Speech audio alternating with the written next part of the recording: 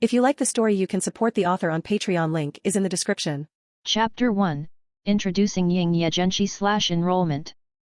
The beginning of the school season in Japan was April. And it just so happened to be a good day with refreshing and clear skies.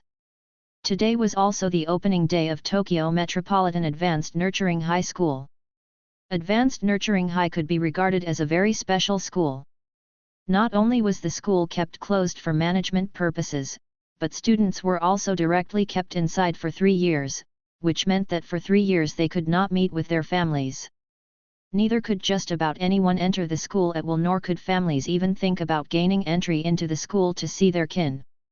However, the reason why such a school still existed, with many students still actively pursuing a place there, was because the school boasted a 100% employment rate in whichever further study course a graduating student chose to pursue, while also waiving the relevant tuition fees and living expenses. This was what many of the applying students pursued. And it was at this school that Ying Ye Zhenshi earned a spot. Having left his home and arriving at the designated place of arrival, Ying Ye Zhenshi finally learned of how rich and influential the school was. The school was no longer on the mainland, but an artificial island that was connected to the mainland. There were 2 long bridges that went to and from the school site, with a rather large area on the other side. He didn't know what lay beyond the bridges, especially with how extravagant and thriftless the school appeared to be.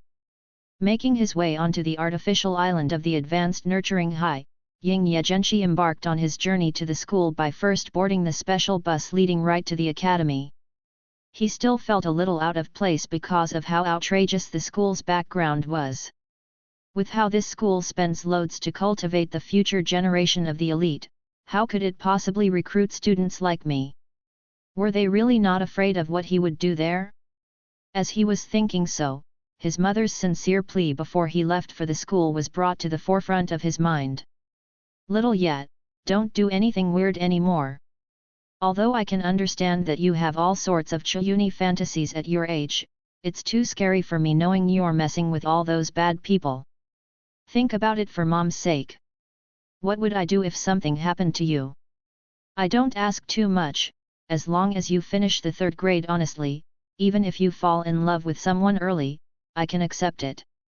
Please, please, please just don't mess around with others again." The key takeaway of her message was repeated 3 times, and Ying Ye Zhenshi's mother emphasized it many more times before he left for school. It may have been that the incident some time ago had scared her. Some time ago, before he graduated middle school, he had experienced a period of social death. Although he couldn't care less about the so-called social death, it was an event that caused a lot of turmoil in their middle school, which saw him off to a detention center. "If I mess around at school again this time, then I probably won't have any education to speak of. Such a thing is really embarrassing, but I can't tell what will happen with the students in this new school. Will the campus bully come to annoy me? It would certainly be a terrible feeling to not be able to retaliate.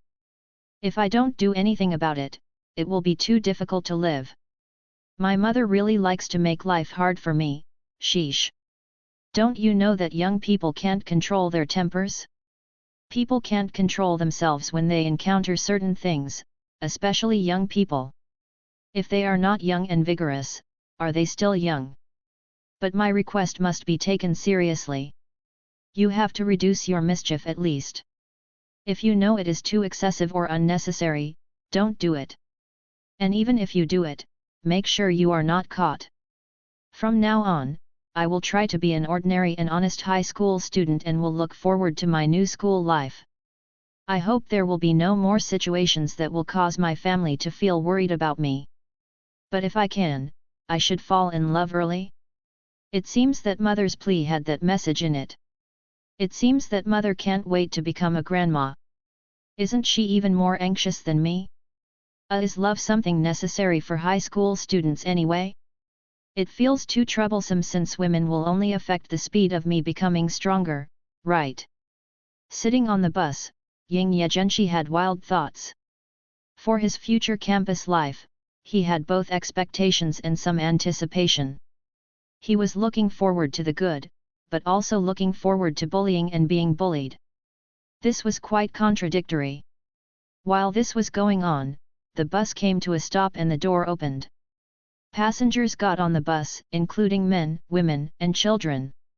It went without saying that students also boarded as well as many office workers. But the most conspicuous of all was an elderly lady who walked up staggeringly as if she was about to fall at any moment. The other students behind her watched her boarding carefully, for fear that the old woman would fall at any time and cause a commotion. And the people in their seats on the bus didn't dare look at the old woman, as they didn't want to get involved in any trouble, nor did they plan to give up their seats. Ying Ye Zhenshi saw this old woman getting on the bus, and then he stood up without any hesitation. "Please sit here." Before the old lady could find a good spot to stand, he had already stood up and spoken to her. It may have been that his speaking so suddenly attracted the attention of others, as Ying Ye Zhenshi keenly felt the gazes of several people. The most conspicuous ones were from a man and a woman with black hair, a man and a woman with blonde hair, and several adults. In addition to these gazes, he had a sort of feeling that the gazes conveyed the thoughts, "Who is this young man? You are so brave," or something like that. "Thank you, young man. Thank you very much. I'm getting old and my body can't take standing for too long, so I'm sorry to have to trouble you." The old lady looked at him in surprise and then thanked him with a slight smile. Limping, she sat in the seat vacated by Ying Ye Zhenshi. "You're welcome." Ying Ye Zhenshi replied politely with a deadpan expression. After giving way to her, he left the spot and stood a little farther away. The episode had just been a very trivial matter for him. "Hi there, are you a freshman too?" When Ying Ye Zhenshi was looking for a place to stand, a proactive and cute girl with short blonde hair approached him and spoke with a sweet smile. Her proportions were a few cups larger than those of the students of the same grade as him, and he felt a terrible sense of oppression standing before her jugs. "I'm Kushida Kikyo, a freshman at the Advanced Nurturing High. It's nice to meet you." As she got closer, Ying Ye Zhenshi could clearly feel his line of sight narrowing in on something. Being approached by cute girls was probably one of the many fantasies of most high school boys. In particular, this blonde girl with an angel-like appearance but a devilish-like figure was the wet dream of many high school teenagers. The jealous eyes rolled in one after another, and even Ying Ye Zhenshi was very surprised. He didn't expect to be greeted so suddenly. "Ah, Kushida-san, it's nice to meet you too. Please take care of me. I'm Ying Ye Zhenshi, a freshman at ANHS 2. Is this what it means to fall in love at first sight?" This idea popped up in his head all of a sudden, but he quickly suppressed the thought. Ying Ye Zhenshi introduced himself honestly. On the other hand, Kushida-san continued to search for topics and exchanged conversation with him kindly. The lovely and sexy angel's words made Ying Ye Zhenshi feel compelled to reply to her every word. It was like a real-life blooming of a love story. Unfortunately, his newfound bus romance didn't last all that long. It ended when the bus arrived at the school building. Unfortunately, the exchange between the two individuals had not been particularly important. Chapter 2, The Little Angel Kushida Kikyo. The bus stopped in front of the gate of the Advanced Nurturing High, and the doors slowly opened. The students on the bus got off the bus one after another, with Ying Ye Zhenshi mixing in with the crowd, which promptly made the bus less crowded. As soon as he got off the bus, his attention was drawn towards the huge stone gate in front of him.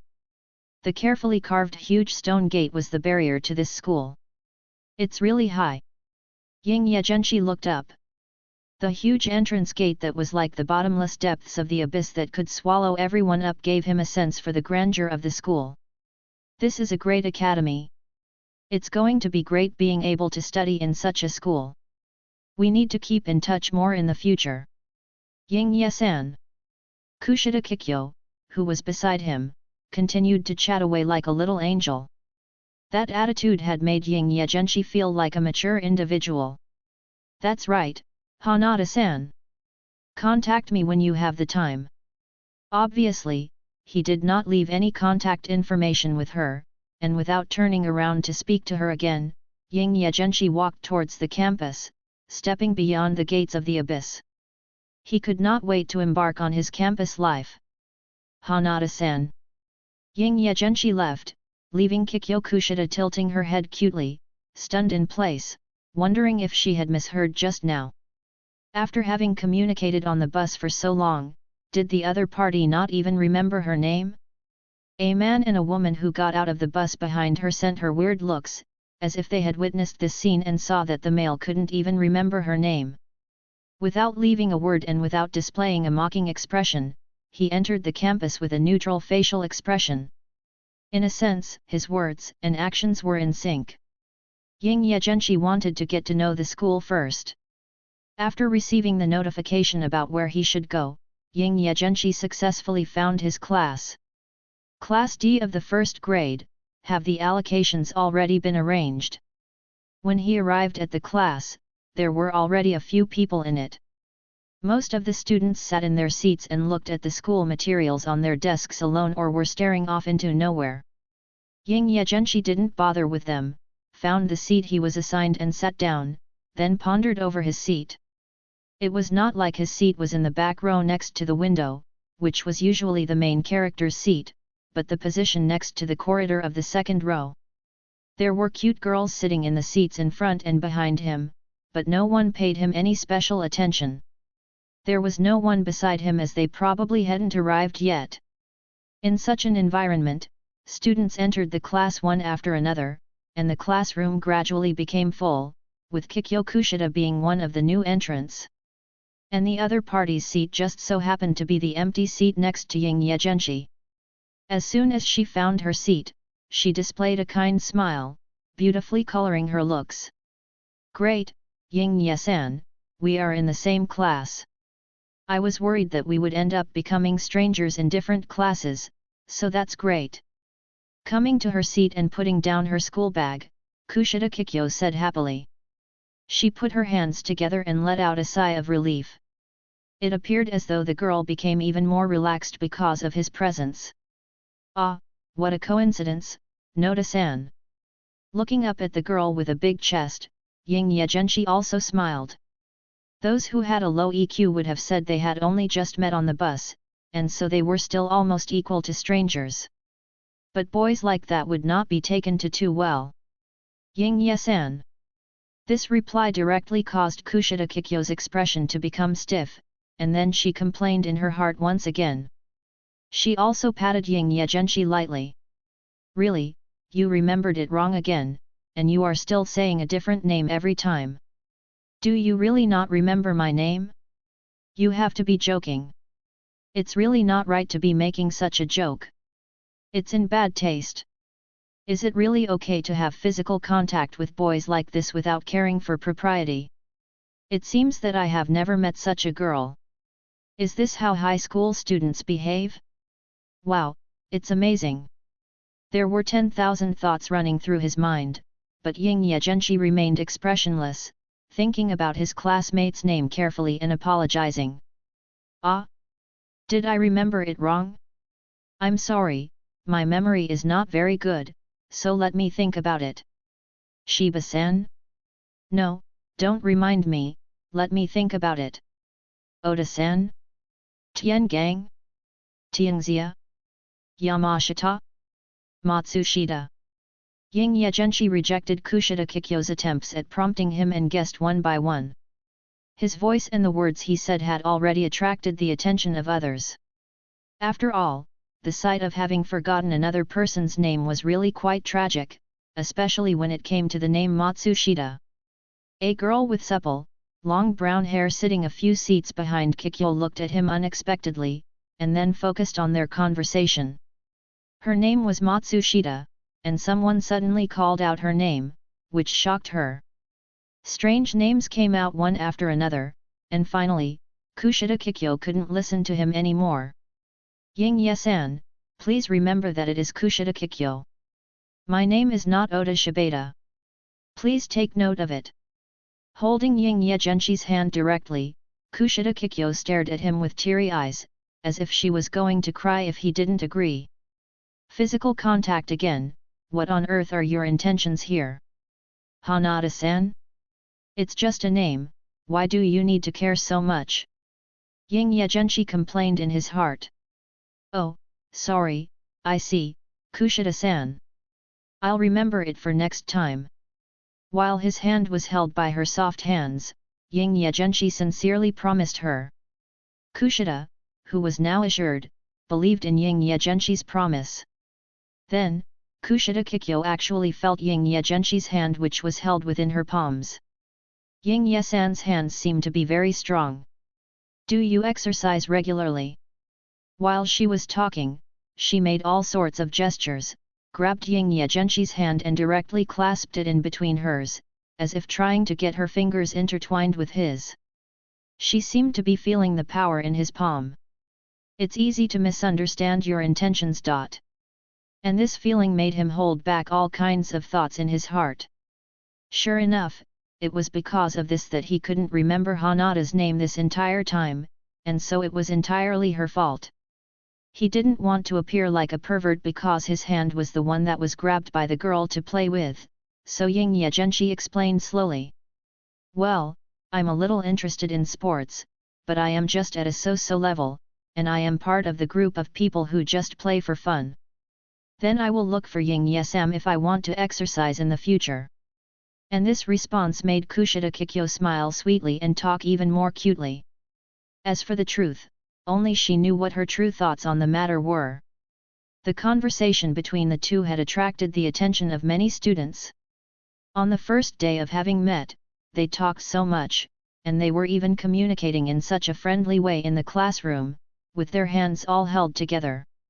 With a handsome man and a beautiful woman doing this, the sight became even more scenic, so some of the boys were already looking at Ying Ye Zhenshi with envy, wishing to replace themselves in Ying Ye Zhenshi's position, especially the few boys behind him. Those looks were full of interest as if they wanted to go straight up to her and shamelessly ask her to exercise with them. Chapter 3, Haruki Yamauchi's confidence/homeroom teacher. While they were talking, an ordinary-looking but confident boy approached them flamboyantly and directly interrupted the conversation. Kushida-san, Kushida-san. If you want to exercise, you can come to me too. My name is Haruki Yamauchi. I have played table tennis in the national championships. I was the ace pitcher in the baseball club. I am recovering now, but please seek me for advice.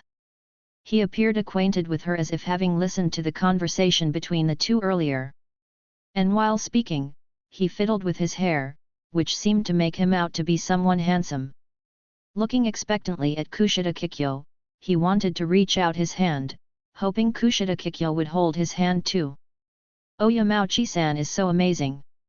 Hearing someone approaching them to talk, Kushida Kikyo clapped her hands and turned around joyfully.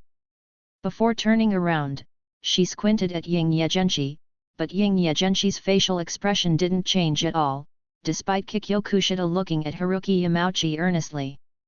But she did not shake his hand. I am just an average level, just a little better than someone playing for fun, ha ha ha ha. Haruki Yamauchi may not have expected his introduction to be so well received. Under the admiration of Kushida Kikyo, he continued to utter words while carried away. After saying this, it was obvious that the atmosphere in the class had changed. Some people who were still talking between themselves turned their heads to look at the front of the class where Yamauchi was because what he had said was not said quietly at all. It seemed that something interesting was about to take place. Even the two people in the last row near the window who hadn't paid attention to this part of the class looked over. While what he said may have sounded normal, and there may have been nothing wrong with saying it, but after Ying Ye Zhenshi had said the words he did earlier, this was obviously a stirring of the situation. Is this a provocation? Ah! It's really too much to say such a thing. Yamauchi-san, are you targeting Ying Ye-san? Kushida Kikyo was surprised. Shrinking her body, she frowned and appeared weak in the midst of their confrontation. Her eyes were constantly swaying between the two of them. I'm just telling the truth. Haruki Yamauchi insisted on his statement and doubled down on his stance with the attention of the students around him. He also took a look at Ying Ye Zhenshi. The set student looked soft and tender, with his black hair reaching his ears, looking well-behaved, quite handsome and exuding the image of a good student, was about 1.75 meters, and appeared to be without a scary height and muscular definition. Haruki Yamauchi felt that he had the upper hand in this fight for dominance. The boy had a cliché good boy look, and it didn't look like he would mess around at all. And the truth appeared to be the same as he thought. Ying Ye Zhenshi was frightened and dared not say a word. He didn't even dare to look back at him. Look, Ying Ye has no objections. I was just telling the truth, he really only plays for fun. If Kushida-san is really interested in practicing sports, you have to come and find me. Haruki Yamauchi said proudly. In fact, he didn't understand anything about table tennis and baseball, but this didn't prevent him from learning if need be. At that time, it would be easy to deceive a little angel who knew nothing about the sport. Then, he would casually become her boyfriend from that. Hey, is that so? Ying Ye-san, is that true? Kushida Kikyo lengthened her surprised sound as though confused and looked at Ying Ye Zhenshi. That's right. It's just as Yamashita-san said, I'm just a rookie. So Oda-san and Yamashita-san should have fun practicing together. Ying Ye Zhenshi didn't care about the provocation, nor did he care about the tender little hand leaving his own, and spoke slowly.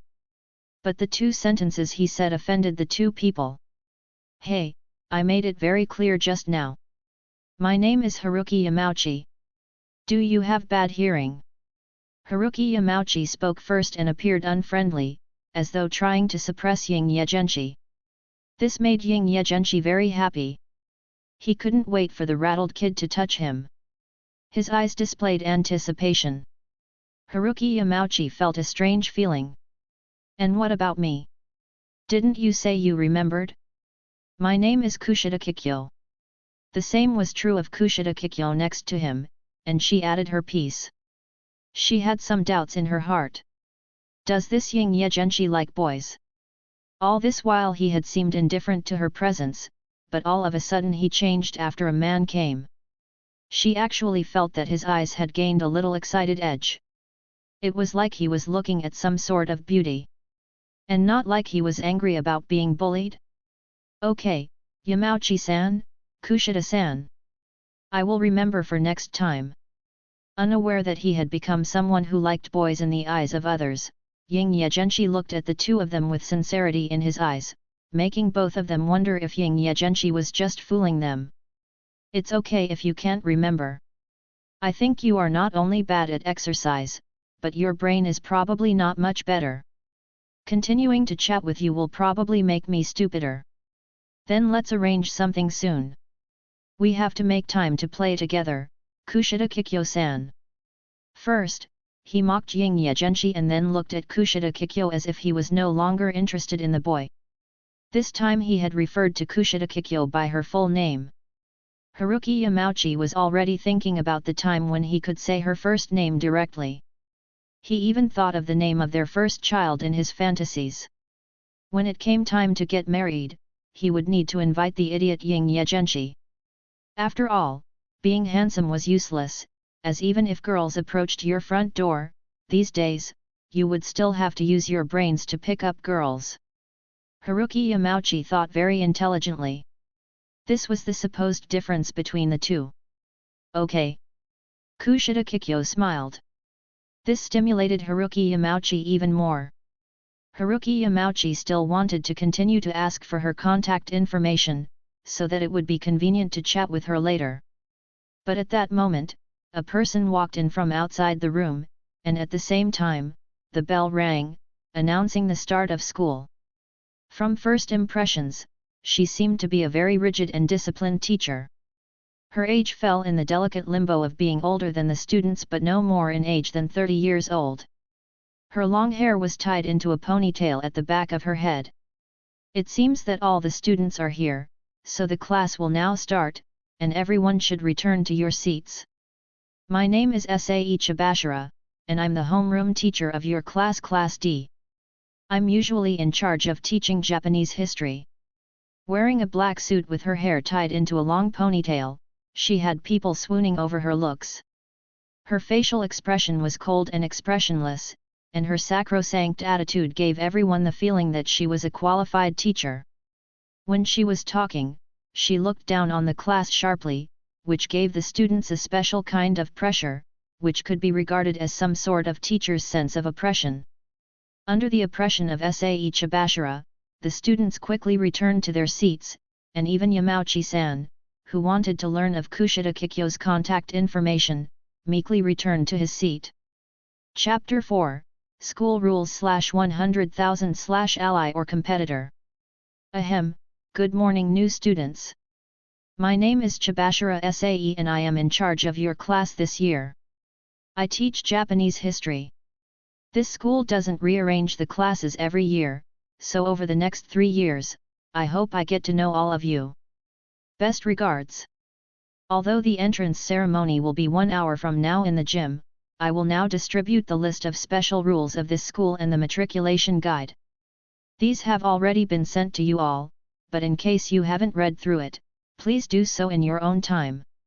On the podium, Chibashira-sensei was talking while handing out the materials. These materials had been given to the students before enrollment. Ying Ye Zhenshi also took a look at what he was given, but it was all things he had seen before. Why couldn't they leave school for 3 years? During this same time period, unless there were special circumstances involved, all external contact was prohibited. Even if the person one wished to contact was a family member, no contact was allowed without the permission of the school. Of course, leaving school grounds without permission was also strictly prohibited. On the other hand, in order to prevent the students from missing the amenities of the outside world, there were many facilities on the school grounds such as karaoke, movie theaters, cafes, clothing stores, etc., that could be said to have formed a small business district of sorts. The school, located in the middle of the capital city, was situated in a spacious exclusive area of more than 600,000 square meters. As for how the students could go about using such amenities, there would naturally be the school's own system.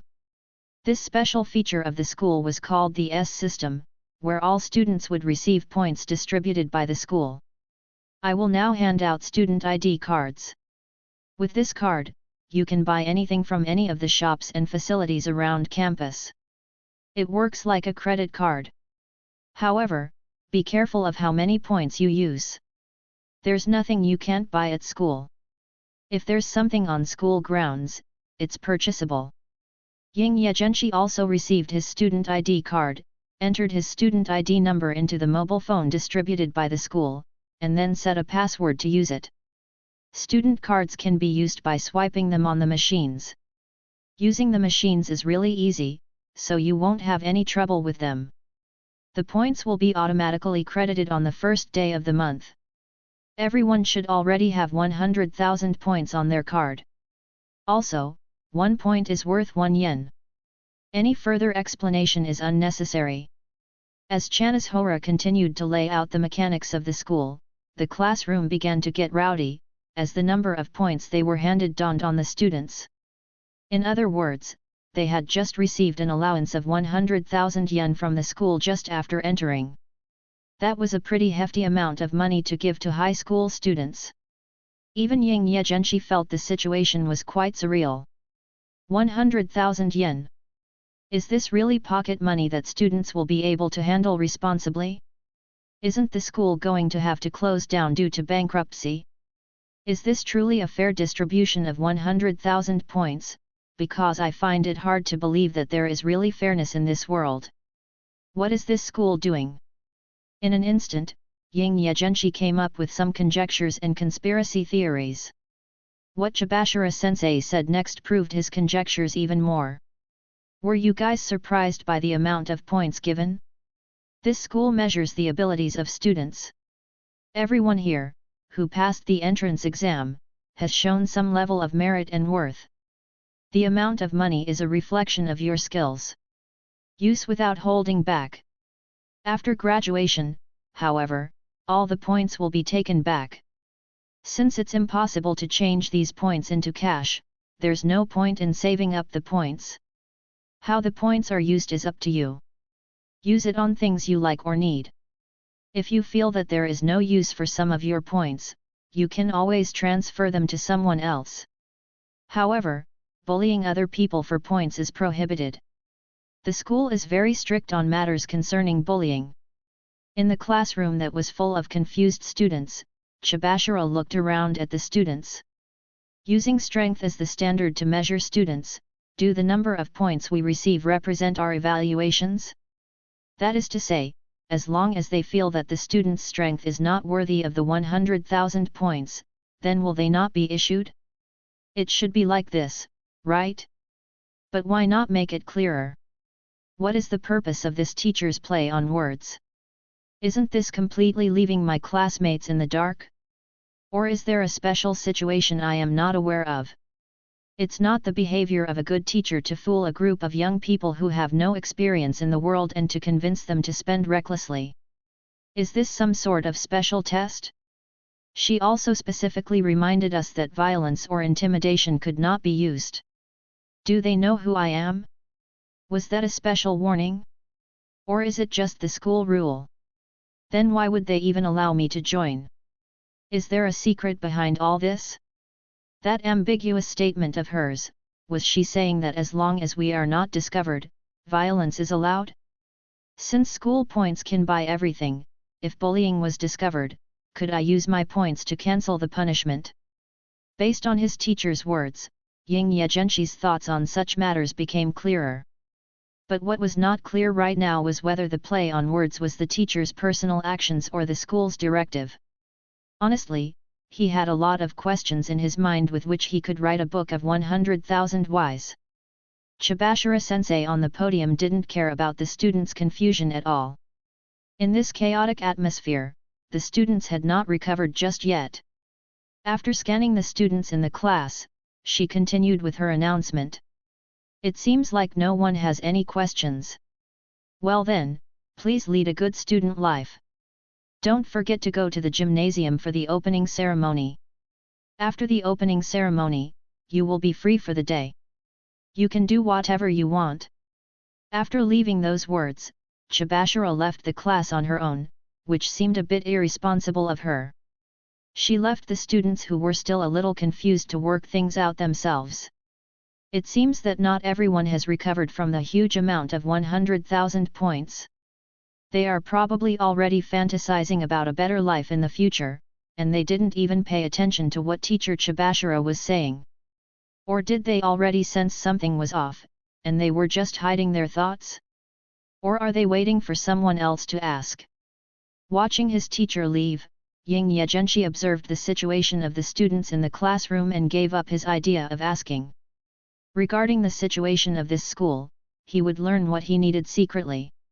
He didn't know what role the students in his class would play at this school. Will they be my allies? Or my competitors? Ying Ye Zhenshi stared blankly at his mobile phone, which already had 100,000 points deposited into it, and his eyes became a little empty.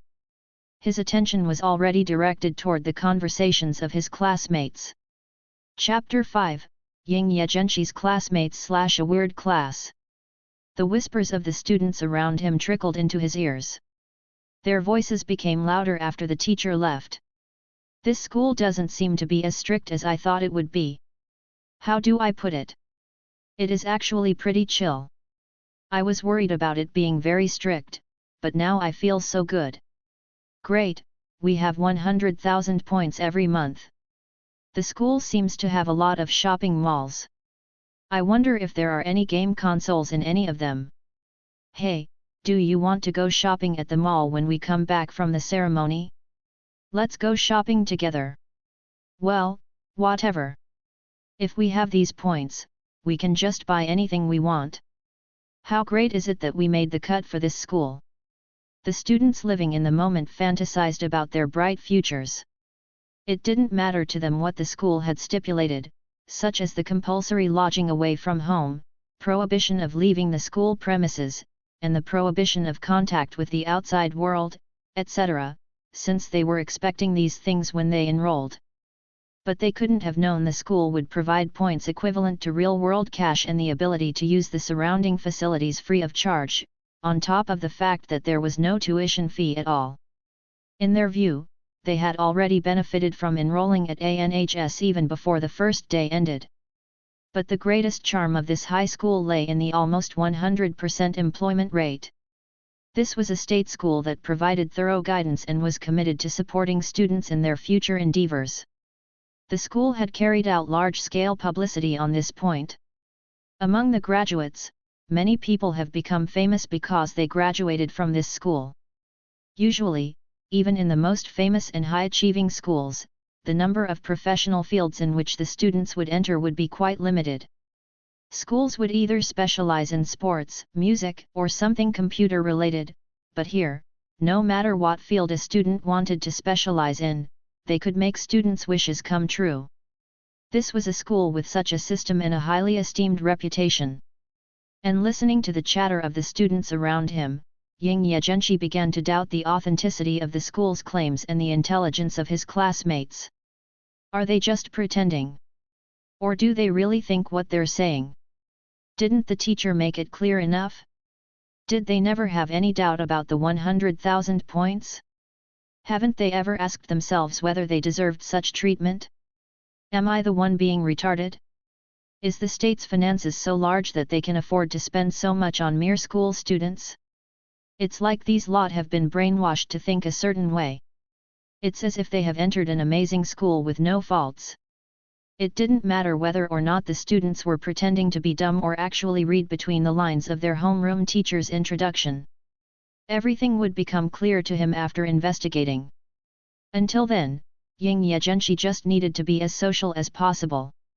After the teacher left, it was basically a messy free-for-all in the class, with students talking to their desk mates and newly made friends. Among these students, a boy who looked like an honor student stood up. "Everyone, can you guys listen to me for a moment?" He asked this with an enthusiasm that resonated with the students in the room. "Starting today, we will be in the same class for the next 3 years. So, it would be great if all of us could introduce ourselves and become friends. We still have time until the entrance ceremony, so what do you think?" His suggestion had been put forward as an inquiry, and it was evident that he had no intention of forcing anyone. It appeared as though one of Ying Ye Zhenshi's classmates respected other people's opinions. With that level of self-confidence, even if ordinary students didn't wish to introduce themselves, they would not stand up and do so in order to fall in step with the crowd. The boy's communication skills were very good, and he seemed to radiate the energy of a fully charged battery. No matter what career he decided to pursue or what he did at this school, such a skill would be very useful. It seems that there are some students who are still capable people. Is this what it means by hidden talents? Ying Ye Zhenshi paid attention to this individual. "I agree. After all, we don't know each other's names, let alone anything about each other." In such a situation, after the first person agreed, the previously hesitant students subsequently voiced their support. Ying Ye Zhenshi didn't think that there would be someone in the class who could turn a blind eye amidst this atmosphere and refuse to introduce themselves to their other classmates. "My name is Hirata Yusuke. Because I was often called by my first name, Yusuke, in middle school, feel free to use my first name. Although I like all sports, I like soccer in particular and also plan to play soccer at this school. Please take care of me." His classmate Yasuke Hirata introduced himself smoothly. Ying Ye Zhenshi reckoned that the boy had said such an introduction many times already with how perfect it had been. He had guts, his fitness appeared to be decent, his speaking ability was profound, and he probably studied well too. With his bright expression and handsome face, as long as he wanted to, he could probably find a girlfriend in a short time.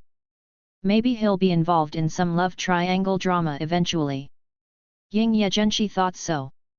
Especially with how the girl next to Hirata had her eyes turn into the shape of hearts already. Well, if that was satisfactory, then, can we start self-introductions from the beginning? Hirata respected everyone's opinion and asked the class. Driven by Hirata's warmth, Ying Ye Zhenshi's classmates began to introduce themselves one by one. And since he was one of the students sitting at the front of the class, he was in line to introduce himself quite early.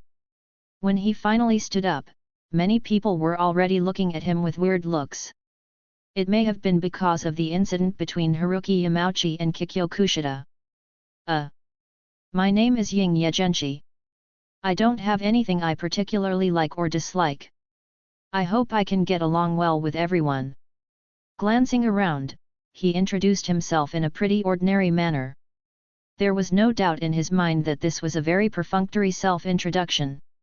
And matching his enthusiasm, the students clapped their hands perfunctorily, applauding him on a job well done, as if a hymn sung for a brave self-introduction. After all, among the students, there were still several nervous and speechless people. After all, not everyone could be a social terrorist T/N, translation too funny that I had to keep it in. I'm Yamachi Haruki. In elementary school, I played table tennis at the national level, then was the baseball club's ace. In middle school I had uniform number 4. But since I got an injury during inter-high recently, I am currently in rehab. Nice to meet you. Ying Ye Zhenshi paid attention to the self-introduction of each of his classmates, trying to understand this group of students who might be hidden dragons and crouching tigers pretending to be stupid. Even Haruki Yamauchi from earlier reintroduced himself, and his previous assertions did not change.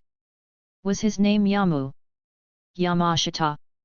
Although he couldn't remember the name of his classmate, he could recall clearly what the other person had said just now. Ying Ye Zhenshi was speechless. The high school league was a high school sports meet. Junior high school students would not have been able to participate. Is this guy deliberately making a joke? It seems he's the type to be the class clown. Ying Ye Zhenshi thought so belatedly. Chapter 6, Mother said, the more beautiful the girl, the more of a liar she is. Standing at his spot behind the desk, Haruki Yamauchi ran his mouth without a care. Anyone with a discerning eye would have been able to tell his frivolous nature, and that he was spewing a load of nonsense, without any rhyme or reason. While introducing himself, he still looked towards Ying Ye Zhenshi. Seeing Ying Ye Zhenshi didn't dare to look him in the eyes, Haruki Yamauchi felt very satisfied, and then he proceeded to greet Kushida Kikyo like buddies afterwards. At that, Kushida Kikyo smiled slightly, making Yamauchi Haruki's whole heart shudder, and lighting the fire of virginity within him. If Ying Ye Zhenshi knew what she was truly thinking of the situation, he would have learned that she was complaining in her heart. Boys always thought that a woman liked them when they smiled at them. This sort of fantasy should not have been taken seriously. But this would also make for some eye-opening life experiences. Moving on, Hirata maintained the flow, allowing each of the students to have enough time to introduce themselves and then pass the baton on. Then I'll go next. My name is Kushida Kikyo, and since none of my friends from middle school came to this school, I want to get to know everyone and become friends. Most of the students' introductions were short and ended with a hello. But Kushida was indeed a social terrorist, comparable to that of the leading Hirata-san. Are all students with the surname Oda so formidable? First of all, I want to become friends with everyone here. After all of you are done with your introductions, please exchange contact information with me. Then, during vacations or after school, I want to make memories with many people, so please invite me to many events. I've been talking for a while, so I'll end my self-introduction here. Hey, don't Kushida-san and Ying Ye-san know each other? From the start, you guys seemed very familiar with each other. We met on the bus on the way to school. Ying Ye-san is a good person, and he gave up his seat to an old man. He was the first friend I made at this school. After Kushida Kikyo finished responding to the instigating words, she got a lot of friendly greetings from the students nearby. Kushida Kikyo had just labeled Ying Ye Zhenshi as a good person by telling the class what he did. And she directly made known that Ying Ye Zhenshi was her first friend, although the one in question couldn't even remember her name. Kushida-san, I'm also a good person. I'm your friend too. Haruki Yamauchi shouted. Yamauchi-san is so smooth. His shouts made the girls laugh, and they couldn't help but take him for a joke. When speaking back to him, their voices sounded sarcastic. Actually, I didn't know that I was smooth. Hee. But even with that being the case, Haruki Yamauchi took their compliment literally. He thought that it would help build a better reputation for himself amongst his classmates. I'm speechless. Is he actually stupid? Ying Ye Zhenshi supported his head with one hand, and openly listened to their conversation. He didn't pay heed to the introduction of his classmate Oda-san, as his mother had said, the more beautiful the girl, the more deceitful she was. And this Yamashita student seems to truly be really stupid, and it's not that he is pretending. Since he was not a pretty girl, he was unable to deceive others. Hirata continued with the introductions, promptly moving on to the next classmate. Then, the next one is. With each self-introduction of a student from Class D, the atmosphere became more harmonious and bubbly. At least everyone was able to learn each other's names to some extent, and they could say hello properly when they met up later. After learning of each other's names and preferences, it was much easier to communicate with fellow peers. Many students were already whispering and planning to form their own friendship circles. And when Hirata directed a student to take a seat and gestured for the next classmate to go for it, an incident took place. As Hirata looked at the next student shot him a sharp glare and even kicked the table, which frightened the student on the desk in front of him. Evidently, the next in line to go was very displeased with the current activity in the class. It was a boy with hair which was dyed a bright red, and his temper was not held back at all. He didn't seem to care about his behavior, which was completely in line with the vibe of a delinquent that he gave off. There were actually some other delinquents like him in the class, but they had not been as irritable as he was. This surprised Ying Ye Zhenshi a little. Is there really such a short-sighted person? In this atmosphere, even if most people were dissatisfied with having to do an introduction, they would hold it back in order to leave a good first impression. At least, this was his experience from back in junior high school. An experience from a long time ago clearly. Is he not afraid of being bullied and left out since he looks physically strong? Or does he want to act like this on purpose? Back in his old middle school, Ying Ye Zhenshi had not seen as many delinquents with as much courage as this student had. You guys idiots! I don't wanna introduce myself, just leave me alone. The red-haired boy stared at Hirata as if he were ready to throw hands at any moment. A bad boy. This is the type I like the most. Fight! Fight! Beat him and have your way. The red-haired boy managed to attract Ying Ye Zhenshi's attention, as he thought that there would be no such people in this school, making him feel as though he would be out of place in such an environment. This is great. He looked straight at the red-haired boy as if he was an even more wonderful existence than the big-breasted Kushida Kikyo. This intense stare was even worse than when he had looked at Haruki Yamauchi before. It also made Kushida Kikyo, who had been paying attention to him, observe this scene in disbelief. It was as if she had discovered something special. Does he like men? She shuddered slightly, and her smile became a little stiff. Right then and there, she really wanted to wash her hands. I can't force you to introduce yourself. But, I don't think that it's a bad thing to get along with your classmates. If you thought I was being unpleasant, I apologize.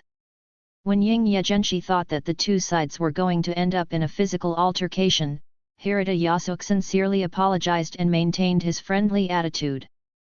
This scene made many of the girls who had fallen in love with Hirata stare at the red-haired boy in disgust.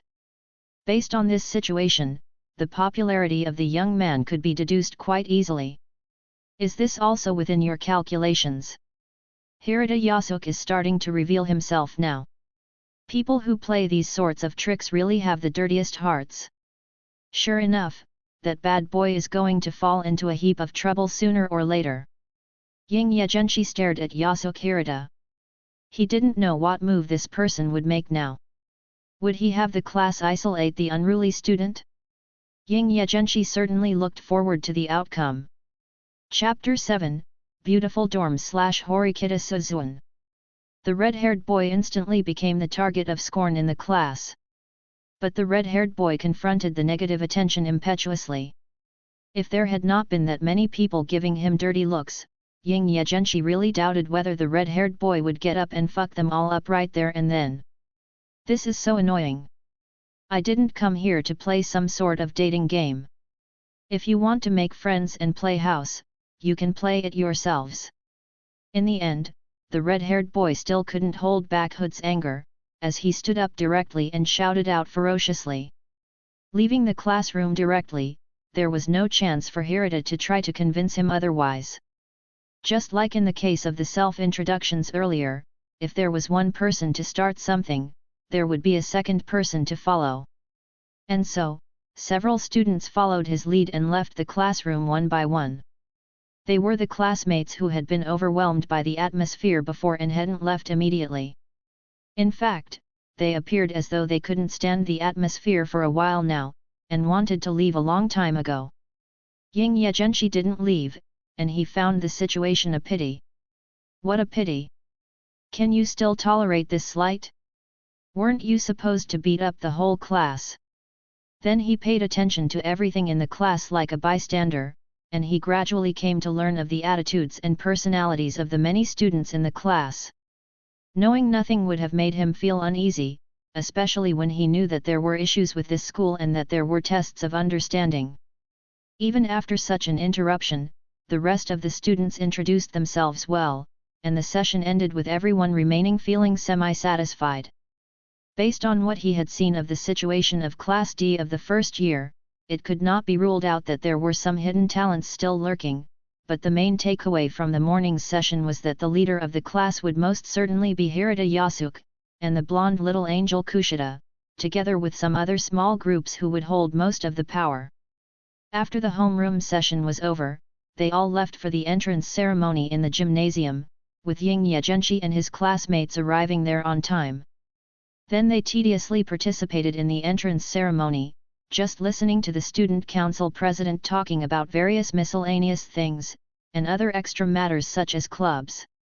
For students all over the world, I doubt that there is anyone who actually enjoys the entrance ceremony, right? The person who came up with the idea of an entrance ceremony should apologize to students all over the world. When leaving the gymnasium, Ying Ye Zhenshi was still complaining in his heart and then walked to the student dormitory, which was also the choice for most students. Many people were already looking forward to the circumstances surrounding the dorms, which had been said to be a room per person, which was already enough to excite many of the enrolled newcomers. When he arrived at the student dormitory, he received a room card for room 404 and a manual with the dormitory rules and regulations from the dorm manager on the first floor. Ying Ye Zhenshi took the elevator upstairs and checked the dormitory handbook at the same time. The contents included the day and time when garbage was taken away, and a reminder not to make too much noise. It was also full of basic advice such as to avoid excessive water use and wasting electricity. The most important thing to note was that even the gas and electricity bills were all free. This school really reveals its oddities in the weirdest departments. Aren't they then spending way too much money? Even if we don't have to top up points with our own money, isn't it too exaggerated to have as much access to this many resources? With strong doubts floating within his head, Ying Ye Zhenshi successfully made it to the floor of room 404. While entering the corridor leading to his room, he also observed the other rooms. There were students from Class D all around him, so they would have been assigned similarly to him. It was worth mentioning that the boys and girls were in the same building, but the girls lived on the higher floors, and it seemed that boys were not allowed to trek upstairs after a certain time, so as to avoid special friendships. Pushing open the door and entering his room, Ying Ye Zhenshi observed the bedroom zone, the living room area, and the bathroom. It was a rather good place, and there were air conditioners, washing machines, water heaters, gas stoves, and even microwaves and kettles. In other words, he only needed to buy the daily necessities such as toiletries. This is such a caring school. I don't know if the seniors will be so accommodating too. Why don't they come and give me some advice since I am a freshman? After confirming the situation of his dorm room, Ying Ye Zhenshi's first destination was the convenience store to buy his own daily necessities, and then he planned to go and check out the situation of his seniors. Since his teacher hadn't announced anything worthwhile, he could only start with the seniors. After tidying up the room, he left the student dormitory and made his way towards the convenience store. Many students on the road obviously had the same intentions as him. At the convenience store supermarket, there was nearly everything. From a food area to a daily necessities area, and even some electronic toys, a cooked food area and so on. And the most outrageous of all, there was a free area too. So he went straight to the free items basket. As expected, this was exactly what Ying Ye Zhenshi thought it would be. There were all kinds of free goods, all of which were the daily necessities. Although there was a quota on the number of goods one could take, this was already outrageous given the supposed points allowance. Ying Ye Zhenshi looked at each of the free items. They were all low-quality cheap things, but they could still be used. Perhaps because he had stood in front of the free area for a while now, some of the people coming and going beside him gave him weird looks. With 100,000 points per month, do people still have the need to buy free things? Is living at this school too expensive for students? Seeing that the price of some of these items is not even that expensive, and even cheaper than outside the school, there should be free food in the cafeteria, right? He thought about such matters in his head, while randomly picking out some of the free items and placing them in his shopping basket to save points. Turning around, he noticed a man and a woman staring at him, as if they had been observing him for a long time. Do you also think that there is something wrong with this school? The cold but beautiful girl with long black hair with braids down the center spoke up first, glancing at Ying Ye Zhenshi's things and then looking at him again.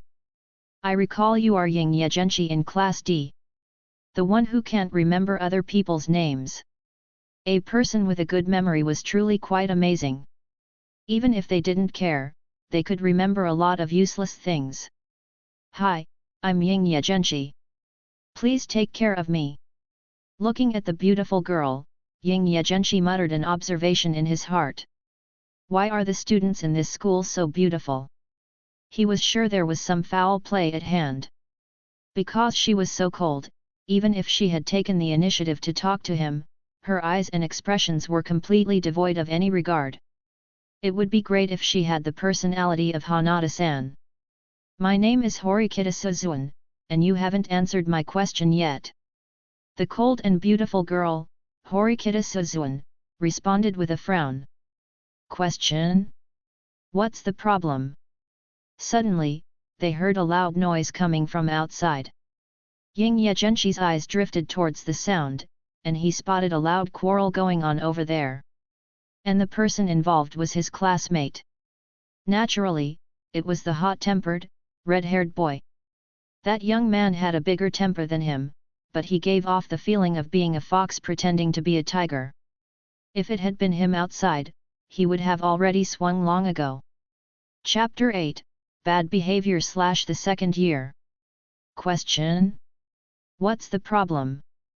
The boy's confused questions were all that Hori Suun received. May I ask, is there really a problem with your memory? Or is there a problem with your hearing? Hori Suun suppressed her anger and asked.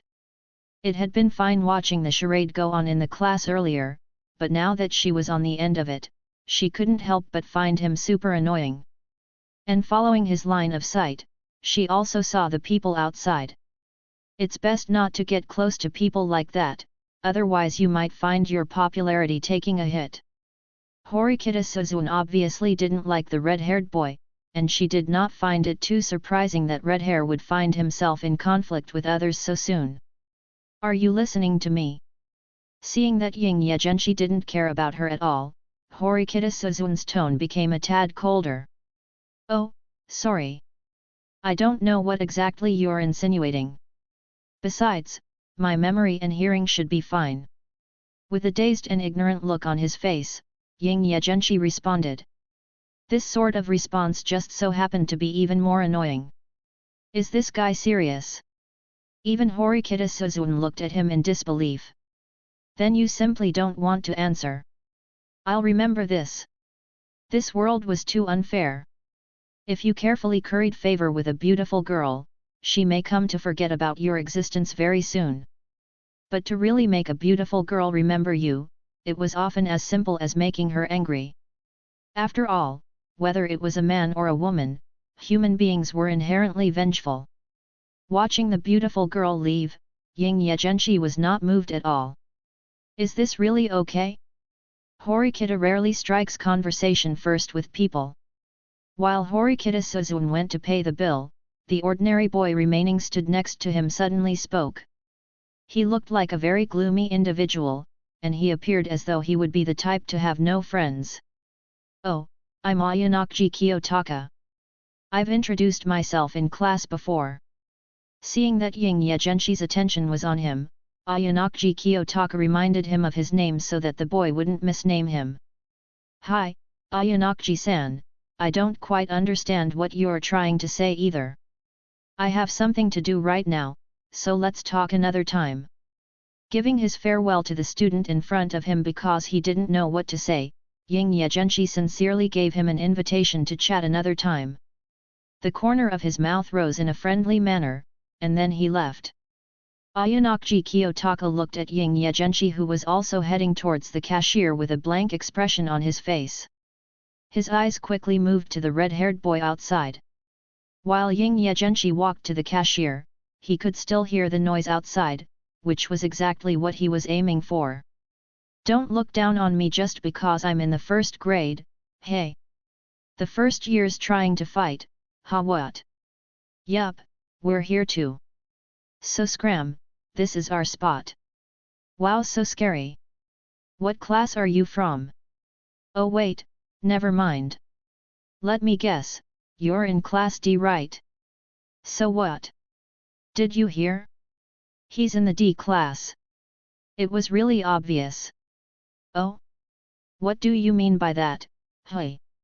Because you are such a pitiful flawed product, I'll let you stay here for today. Let's go. You guys running away. The dog's barking.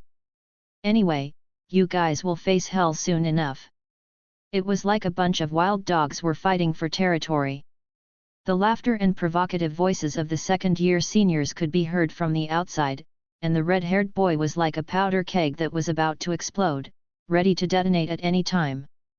But for some reason, the seniors of the second grade withdrew first, but their words as if they looked down on Class D were very clear. Are there any special circumstances? We are so-called defective products? That means I am also defective, in the eyes of this school. If you just took into account my physical capability and my learning ability, I would not be classed as a defective product, but if you took into account my character or my social contribution, I would probably be a defective product. As he was self-aware, Ying Ye Zhenshi was not dissatisfied with having been regarded as a defective product. After successfully checking out and leaving, with most of the items being free, his total expenditure hadn't been too much. He had already come to some conclusions in his head about what he had just heard. Simply put, he should have been thrown into the trash. Since Class D is a gathering of defective products, then Class A should be the best products, right? With a preliminary guess in mind, Ying Ye Zhenshi couldn't wait to learn more. Stepping out of the convenience store, the entrance was very messy, because of the conflict between the red-haired boy and the seniors just now, with the instant noodles he had been eating scattered all over the place. Besides that, the trash can had also been kicked over, and the garbage was strewn about everywhere, leaving a rather pitiful job for the cleaning staff. What a bad-tempered boy! And he is also without any brains. Ying Ye Zhenshi looked up at the camera facing the convenience store door. Based on this, the scene just now has been completely documented.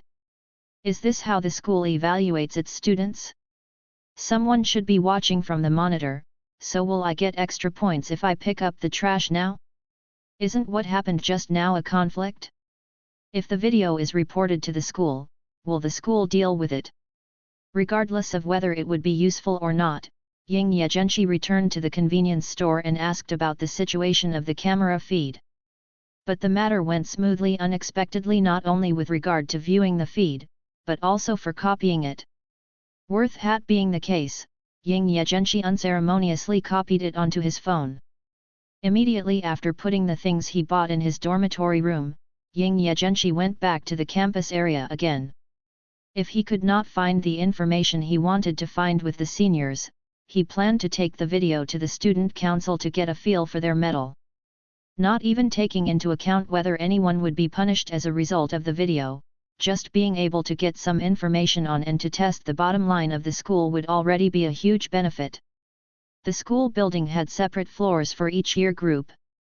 Instead of directly climbing past the first grade's floor, Ying Ye Zhenshi walked directly towards the other classrooms. But there was nothing special written on the blackboards of each class. At most, there were some names, like Mashima Tomonari, Hoshinomiya Chiat, Sakegami Kazuma, and so on, just like their homeroom teacher's name was on their board. "Hey, what are you planning to do? Why are you here?" On the first floor, nothing happened, but when he got to the second grade's floor, while Ying Ye Zhenshi was just planning to walk around, he was blocked. And he was presented with such a nostalgic look. Chapter 9, Conflict/Deductions/the third grade. In the corridor of the second grade. "You're not a second-year student, are you?" The three students' school uniforms were not worn tidily, and they appeared a bit like bad boys blocking Ying Ye Zhenshi's path, with fierce looks in their eyes. "Ah, I am a freshman that just joined, Ying Ye Zhenshi. Seniors, treat me well going forward." Ying Ye Zhenshi smiled and greeted them. He didn't display an ounce of anxiety or fear because of their ferocious eyes and tone. On the contrary, he looked very jovial. Delinquent boys were what he liked the most, so he could be more than happy to see his favorite existence as soon as he arrived on the second floor. But with how he looked so much like a good student, the seniors wondered if this guy didn't take their discontent into account at all. He had these bad boys wondering if Ying Ye Zhenshi had a brain problem or something. None of them could suppress the freshman, and he made them feel ashamed instinctively. A mere freshman had disrespected his seniors so much. "Don't act all chummy, first grader. This is not where you belong, so go back quickly. Do you want to find out how strong your seniors are? Leave quickly, there is no place for you here." The trio drove him away directly. "Hey! Does the school have a rule that first-year students cannot come to the second grade's floor? I don't seem to have heard of such a rule." Ying Ye Zhenshi had no intention of leaving and looked at the board behind them.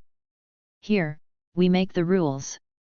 First-year kid, be obedient, or I will let you know what the rules are." His words directly agitated the bad trio, who started shouting loudly. Their hysterical responses could be heard all across the entire floor.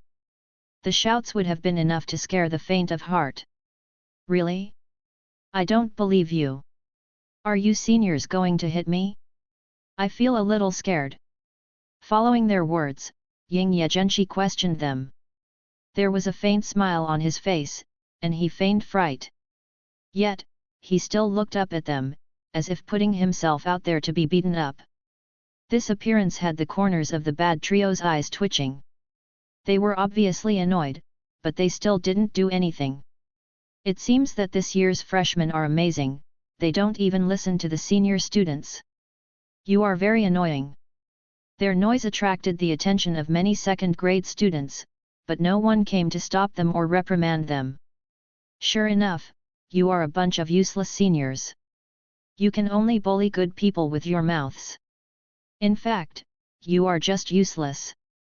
Guys like you, even if you died and burned to ashes, your mouths would still be running. It doesn't look like you seniors have the final say here, so please give way. Don't keep blocking the way of a junior student like me, or I will report you to the school. Oh, and I was thinking to clarify with the school if the rules of your seniors are more important than those of the schools." Ying Ye Zhenshi spoke slowly with his words full of disrespect, and his body still up close to the seniors in front of him, as though he were carefree. All the men standing in Ying Ye Zhenshi's way felt like attacking him. Forget it, a guy like this will get himself in trouble sooner or later.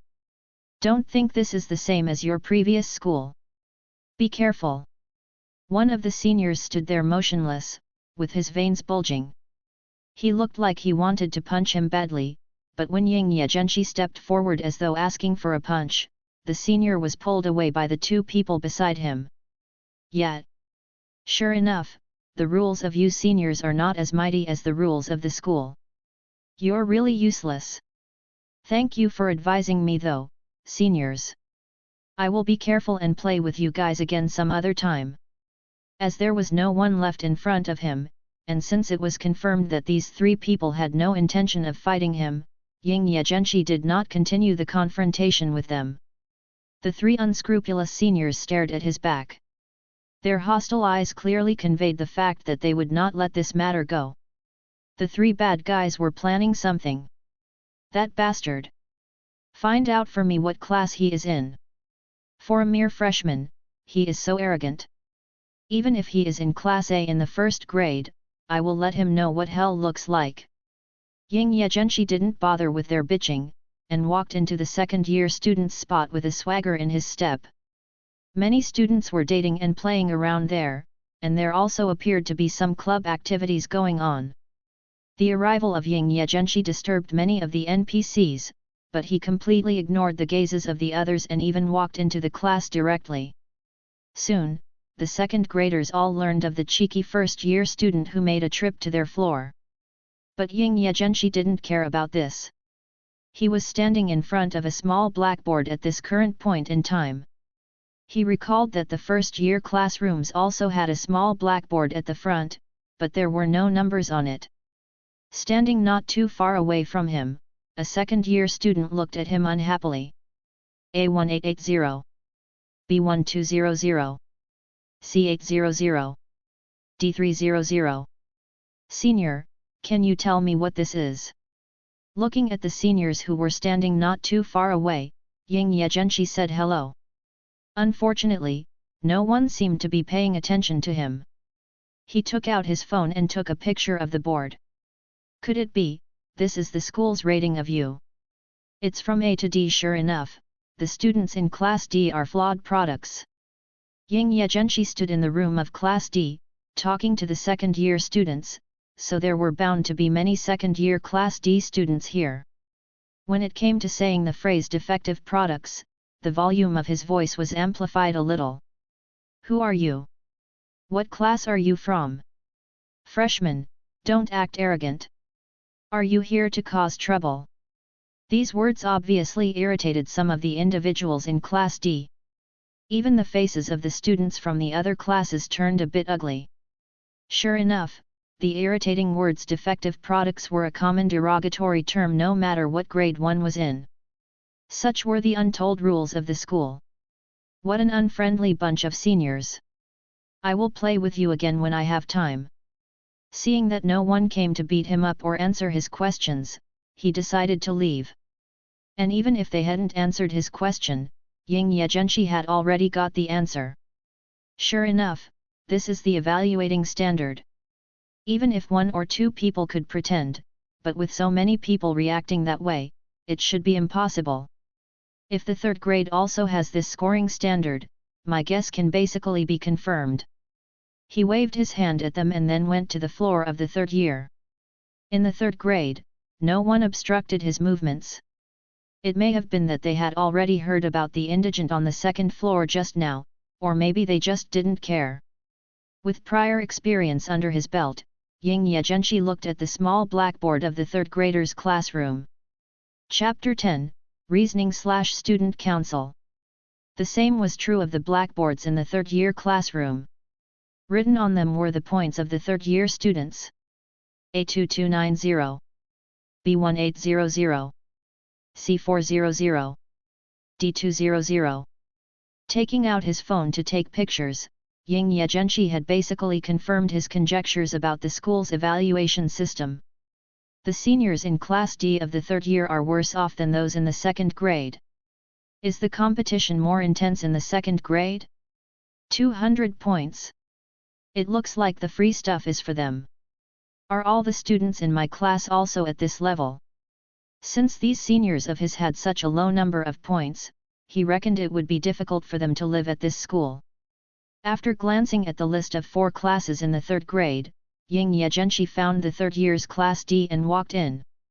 As soon as he walked through the door, he attracted the attention of the 3rd year students present.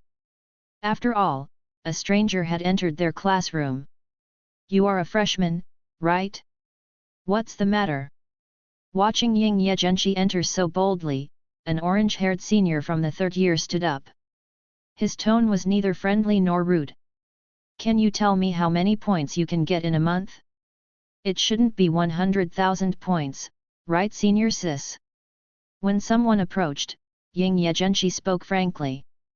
The familiar tone made some students uncomfortable. "I can't." It was a bit of an unexpected question to be asked by the 1st-year student, but her answer was straightforward. The orange-haired female senior refused instantly. Ying Ye Zhenshi didn't feel regret for having been rejected. Instead, he talked alone of his own reasoning while staring at his senior's face the entire time.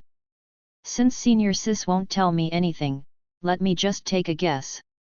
You should be receiving 20,000 yen a month. If you run out of points, you have to go to purchase the free things issued by the school, right? For girls, this must be a really embarrassing problem. For every 100 points, you gain an additional 10,000 points. The school would probably refrain from changing the conversion factor to avoid causing confusion, and because it doesn't make much sense to do so anyway. I reckon the school has the intention of allowing the freshmen to work out this info by themselves, so they have left the class point numbers on your blackboards year by year. Based on the scores of all classes in the 2nd and 3rd year, as well as the points obtained by us 1st years, it would be the most reasonable to say that they use a conversion factor of 100. Then, if we calculate it this way, we freshmen who have just entered the school have an initial 1,000 points, so we received 100,000 private points. Whether we continue to receive 100,000 points every month going forward though depends on what our class points are. Have I guessed it right?" When he mentioned 20,000 yen, her facial expression had already become a little stiff, and she gave off the feeling that everything had been seen through. But she still maintained her older student attitude. "That's an amazing deduction, but since I won't say anything, you'd better think for yourself. Is Kaoru-hei-chan from Class A in the 1st year?" T/N, Kaoru-hei sounds better than saying younger brother because it sounds too Chinese. Sure enough, there are monsters in every grade just like him. Every time he says something, I feel like my intelligence is being crushed, and it's making me very uncomfortable. The orange-haired female senior sighed. Although she didn't want to outright admit it, her attitude made things pretty clear. He also looked at the classroom monitor on the podium, and everything about their expression screamed that his deductions were correct. "You can't talk about it, it seems. Thank you for all the advice anyway, senior. Since this is info kept secret from the 1st-year students, this must be an exam that all of the grades sat. And so, whether it is a teacher or a senior who does it, as long as any info is leaked, the person or even the class may be punished. Is that the case?" Ying Ye Zhenshi muttered to himself. Stop. Kaoru-hei-chan, just stop talking. I didn't help you with anything. This was all your guesswork. So don't talk nonsense, and don't thank me." The orange-haired female senior couldn't stand his muttering and waved her hands again and again. The other students in Class D besides her were also a little annoyed. It was too much for one to be so smart and come to such a conclusion. "It seems like you might be punished by the class. If they find out you helped me, your entire class might be punished. That's why you didn't allow me to shift the help, and you are afraid of the punishment from all sides." Ying Ye Zhenshi's words made his female senior cover her face as she proceeded to completely ignore him. She found it really uncomfortable to have had everything laid out so clearly. If he continued to talk, she truly wondered whether her underwear would be seen through. "Leave if you're done. We don't have anything to tell you. Of course, I still have stuff to do here. I still have a lot of questions. Why don't I have Senior Sis enlighten me on my queries? It was already hard to survive with such meager points, and yet he wanted to fleece them of the remainder of their wool. The students in Class D of the third year had already expressed that they didn't welcome him, and so they quickly approached to block him. Then they drive him away directly. Kaoruhei, leave since we have nothing to help you with. We still have things to do in our class. This is not your class, so don't come back here. Just get out, kid. Even when the other students of Class D approached him and prevented him from learning more, Ying Ye Zhenshi still learned some important news from the way they spoke. With how much he figured out, he decided to accede to their request. In the end, he knew that there was no way to continue harvesting any more info, so he decided to leave. Thank you, seniors, for all of your helpful advice. I hope that you seniors can earn points in the next exam. If there is a chance to cooperate in the future, I will look for my helpful seniors. Having perfected his skill of the 100,000 Ys, Ying Ye Zhenshi gave his farewell and left under the watchful eyes of the third-year seniors of Class D. If one didn't look at the gazes of the group behind him who didn't welcome him, he would appear as though a cute elementary school boy who had come to visit their class. Stinky boy, don't come back again. I don't want to see you again, bastard first-year kid. Who wants to cooperate with you, you annoying brat? From such a short meeting, the students in Class D of the third year already found that they hated this elementary school student very much. No one liked the feeling of having been seen through, especially when they expressed that they didn't want to talk, and yet the other party still desperately approached them and kept guessing. Most importantly of all, he had guessed right. The students in Class D of the third year expressed their repulsion and resistance to their dear elementary school Kaoruhei. It wasn't unreasonable to believe that the lock on their door would be improved for the next time he came back. If they saw him from a distance, they would probably close the door and weld it to death. But for Ying Ye Zhenshi, who had already gained a lot out of the encounter, it didn't matter. Upon leaving the classroom, he determined the direction of the student council room and then made his way there. Chapter 11, Horikita Manabu / Closer to the Truth. At the entrance to the student council office, there was a knock on the door. You may come in. After the invitation from the inside, Ying Ye Zhenshi opened the office door and entered the room. The first thing to catch his eye was the student council president he had seen at the gymnasium earlier. His name, if I remember correctly, is Horikita Manabu. I wonder if he has anything to do with that Horikita Suzuun from before. Ying Ye Zhenshi didn't bother minding his thoughts and guessed whether or not his classmate was related to the man in front of him. Aren't you a first year? What business do you have with the student council? Sitting at the desk, Horikita Manabu pushed his glasses up the bridge of his nose and asked. It was rare for freshmen to visit the student council on their first day at this school. Most people who had received huge wealth would choose to squander it from day one. Student Council President Senpai, I have some questions I would like to ask. And I also wanted to report some students' behavioral problems. Ying Ye Zhenshi called him by the lengthy title and then stated his purpose. What? You want to report a classmate? It was normal for one to have questions. But was he going to backstab his classmates on the first day? Or did he have a problem with students from the other years? Horikita was a little surprised.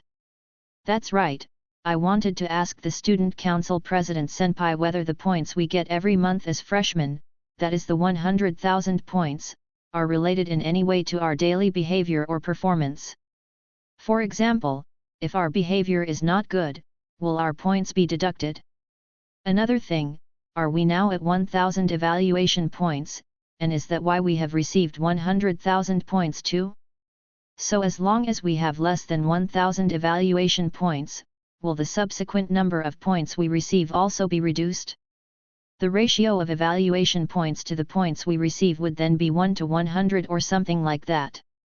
Whether Horikita Manabu was listening or not, Ying Ye Zhenshi expressed all of his conjectures. Hearing so many deductions right off the bat, Horikita Manabu had to take a second to contemplate for a moment, and then he carefully observed this new junior of his. He hadn't expected a freshman to have learned so much on the first day.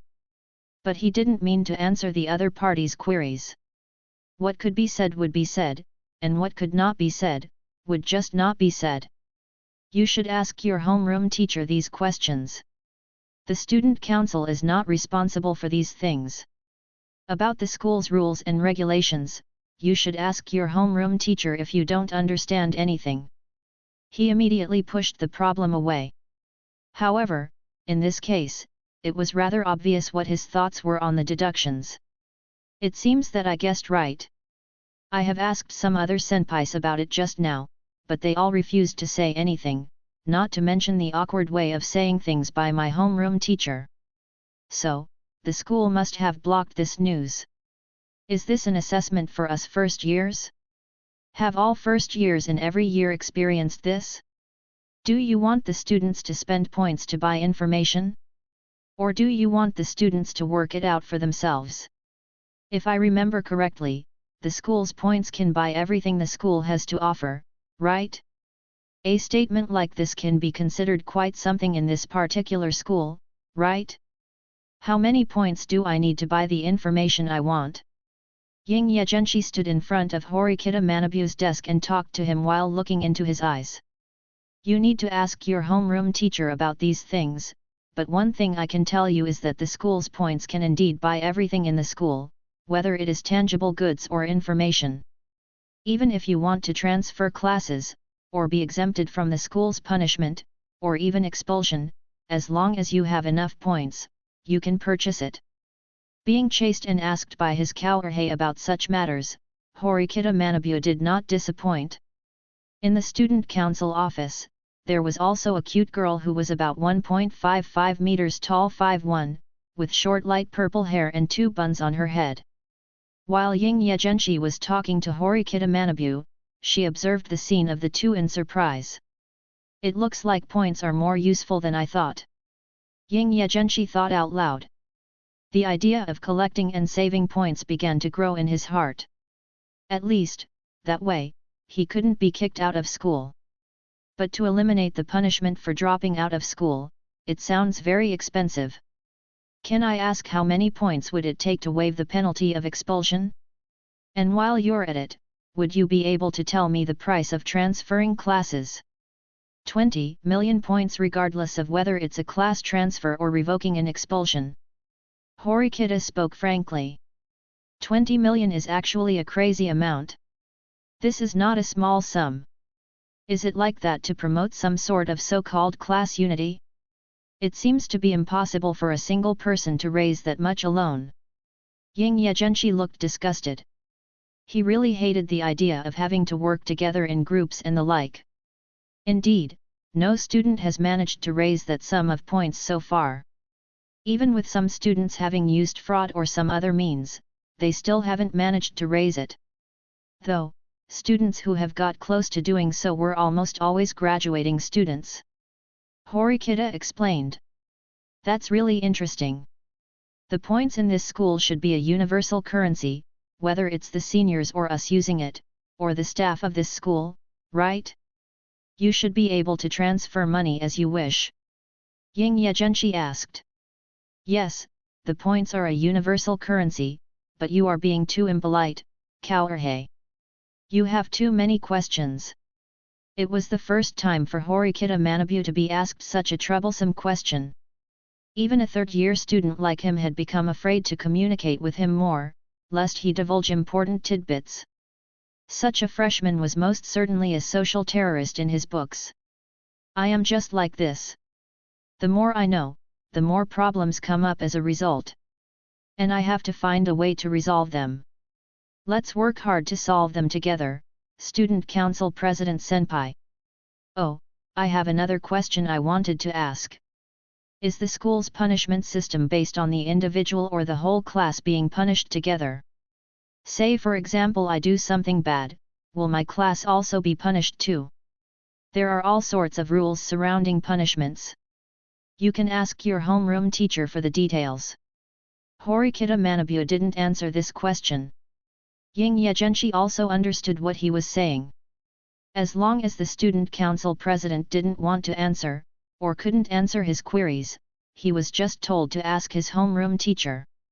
Regarding the emulating standard and the points conversions, the president hadn't fully answered all of his queries either. Chapter 12, Filing a Report / Punishment and Reward. Ask your homeroom teacher. Ying Ye Zhenshi's homeroom teacher had become the strongest shield for the student council president. Okay, I understand. Let's just leave it at that. Not having a chance to get the information he sought by asking questions, Ying Ye Zhenshi changed his approach. Let's talk about something else. I found out that my classmate was destroying school property at random. I want to report him. I want to know what punishment he and his class as a whole will receive. Will it be announced? Or does the school not mind students destroying the school property? Also, I wonder if there are any rewards for reporting my classmates. And besides my classmate, I also want to report the senpais from the second year who humiliated us Class D students by calling us defective products. This is an insult to our pride as students of this school. I want them to apologize to us. It would be good to receive compensation for this too. Points compensation though. I even have the evidence ready. The students in the second and third years had been saying that the students of Class D were defective products and provoked them, but now Ying Ye Zhenshi had come to make trouble for them.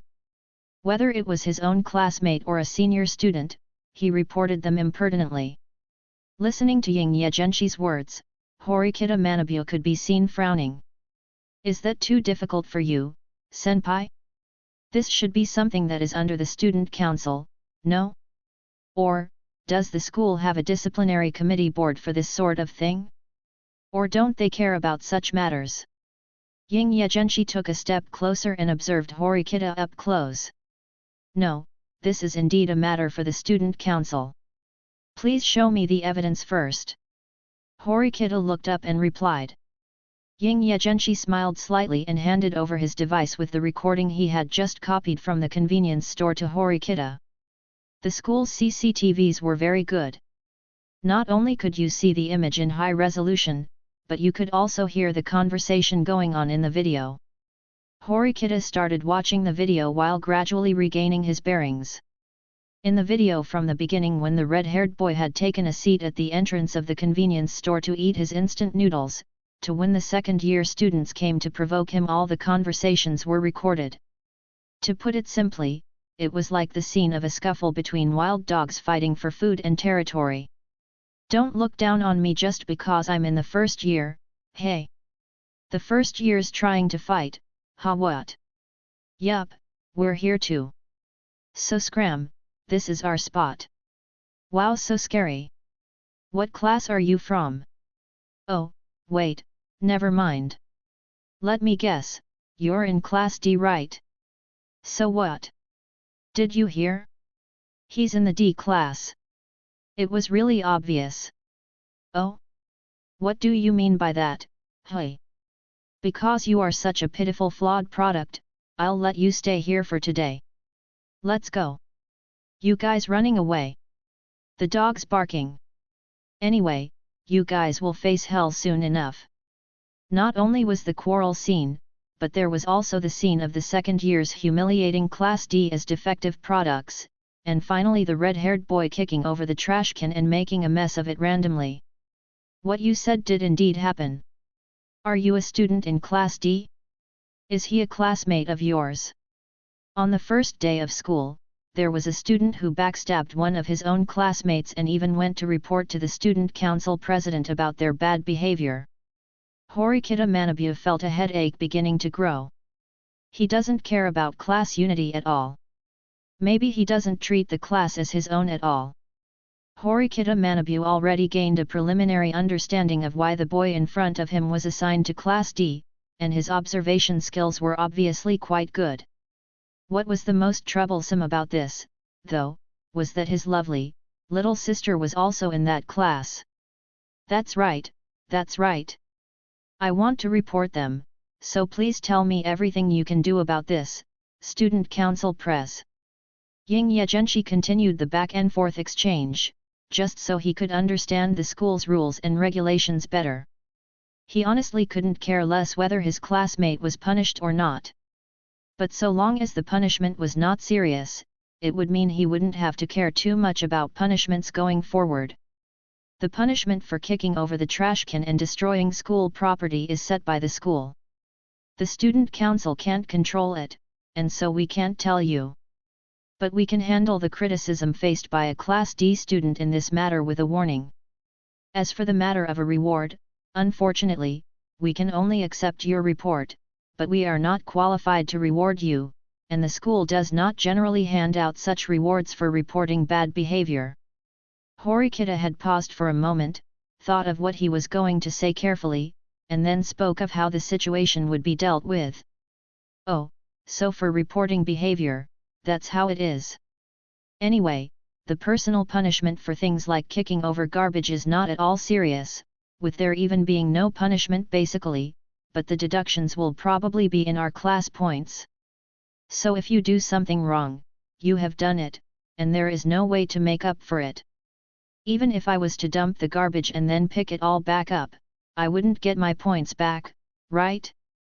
It seems that only major incidents such as cheating in exams and school violence will a student be punished by suspension or even expulsion. For other personal issues of student character and conduct, the points of the entire class will be deducted instead. Even if Horikita hadn't laid it out clearly to him, Ying Ye Zhenshi could read between the lines. If it wasn't how he had just explained, then it would have been enough for Horikita to directly just say what punishment would be issued to the red-haired boy. Yet, based on what he just said, the punishment would just be a perfunctory warning. Therefore, it was likely that the punishment had already been imposed elsewhere, or not at all. However, based on the image he had gained of this school, Ying Ye Zhenshi judged it to be the former, that is, they had already imposed a punishment. They had punished the whole class, and the red-haired boy seemed to be dragging his other classmates' legs. And if this sort of thing repeated itself, the class points would be completely gone. If a student did something good on the contrary, there could be a chance that the class would be rewarded, or earn nothing at all. Now, Ying Ye Zhenshi had become more familiar with the procedures of this school. As for the other first years finding out about these matters, they would not because of the barriers to information asymmetry. He reckoned this info blockade would be undone when the class points mechanism was revealed with updated numbers. Maybe they did this to give the freshman students a bad start. It would be impossible to keep the information from the students for too long, and it was meaningless to keep it blocked too, since as long as the points are distributed the next month, such revelations would definitely be exposed. When the time comes when my class finally sees their class points having been deducted, and their private points looking so miserable, their faces should be a funny sight. Horikita didn't respond, but just looked at him as if he hadn't heard Ying Ye Zhenshi's words. This further allowed Ying Ye Zhenshi to confirm his conjectures. Check out the bonus chapters auxiliary chapter for 4+ bonus chaps per week. 150 power stones by the end of the week, plus 1 bonus chapter, 21/300. 300 power stones by the end of the week, plus 1 bonus chapter, 21/300. Receive 10 reviews within a ranking week, plus 1 bonus chapter, 1/10. Gain 5 additional Patreon subscriptions for code MFS tiers within a ranking week, plus 1 bonus chapter, 1/5. Chapter 13, It's Just a Trivial Matter / the Student Council / Invitation. Even if there was no response to his questions, this much had been enough for him to gradually come to understand the truth. Ying Ye Zhenshi probed further. It's fine if there is no reward. But what about the 2 senpais? Will their entire class be punished, or will they be punished personally? And I want them to apologize. It's too much for them to humiliate a class of students collectively like this. They humiliate us by calling us names when they don't even know anything about us. It's best to receive compensation 2 points compensation obviously. It is still a crime to insult others according to the law. If this school will allow such behavior, then I will block their classroom entrance and scold them from tomorrow onwards. That should do it. He wasn't worried at all about his own behavior earlier that day in the second-year Class D classroom, but his behavior back then was similar to that of the seniors from the convenience store, so he would be punished in the same way. So long as the situation with regards to their punishment could be determined, he wouldn't bother with being concerned about any punishment coming his way. And it didn't appear as though he would receive a big punishment anyway, otherwise, the second years wouldn't have decided to mess around like they did under surveillance. The volley of questions made the beautiful female secretary beside them feel a little dizzy, and she looked at the student council president worriedly. Of course, you are not allowed to swear. Since you have asked for this matter to be dealt with in such a way, I will contact those students about this matter later to discuss it. As long as they admit to the mistake, an apology is confirmed. As for receiving a points compensation, that is not necessarily the case. They have not explicitly attacked you, if you know what I mean. Horikita explained. He didn't think any point compensation was necessary despite Ying Ye Zhenshi's insistence. Is that so? That's a real pity.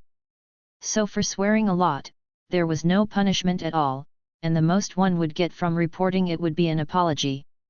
The class points may be deducted, but Ying Ye Zhenshi didn't care about his class points. Honesty, he couldn't care less about the class points. I was worried about what punishment I would receive. Ying Ye Zhenshi muttered aloud, making Horikita Manabu and the other individual in the room a little dumbfounded. He's worried about being punished. How could they have known that Ying Ye Zhenshi had already run his mouth off at the second-year students today? But Horikita didn't intend to ask any more questions, for fear of inciting this coward of his, who would come back and hit him with several questions after only one sentence from him. If you have no objections, then I will carry it out like this later. As long as what they did is admitted to and they have no objections, I will ask them to apologize to you. And if any other students in your class also wish for it, I will have them apologize to them too. They can go to your class to apologize if you want. Horikita proposed this in a just manner. Of course, that was only in the case that there were no objections from the sophomores. If there was an objection, then a public trial would take place. I have no objections. Have them apologize to me and let them know that I reported them. Ying Ye Zhenshi accepted his proposal straightforwardly. Horikita looked at Ying Ye Zhenshi and really wanted to ask him a question. Are you really not afraid that they will retaliate against you? As for your classmate, Horikita continued. In fact, the school's punishment, based on the school's rules, could not be carried out without an announcement. As for my red-haired classmate, if you want to make the announcement senpai, then feel free to do so. It's fine if you don't bother about it. I don't bother to worry over things that do not benefit me. Ying Ye Zhenshi spoke frankly. He had already lost interest in his red-haired classmate. Well then, thank you Kaohei for reporting this matter. I will personally reward you with 10,000 private points. As for making an announcement, we will not make it. Horikita took advantage of the situation and played down the entire ordeal.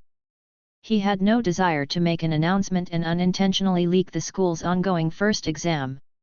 If the announcement was to happen, more people would pay attention to their behavior.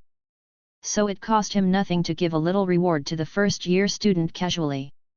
Then, thanks for the help Student Council President San. Accepting someone's offer shouldn't make one a bastard. Although 10,000 points didn't seem like much, Ying Ye Zhenshi was not polite and accepted the points offered. I don't have any more problems to discuss, so thank you senpai for your guidance. If given the chance, I will pay a visit to you again. Now that his objectives had been met, Ying Ye Zhenshi planned to leave. It was getting quite late, and it was about time he enjoyed his lunch.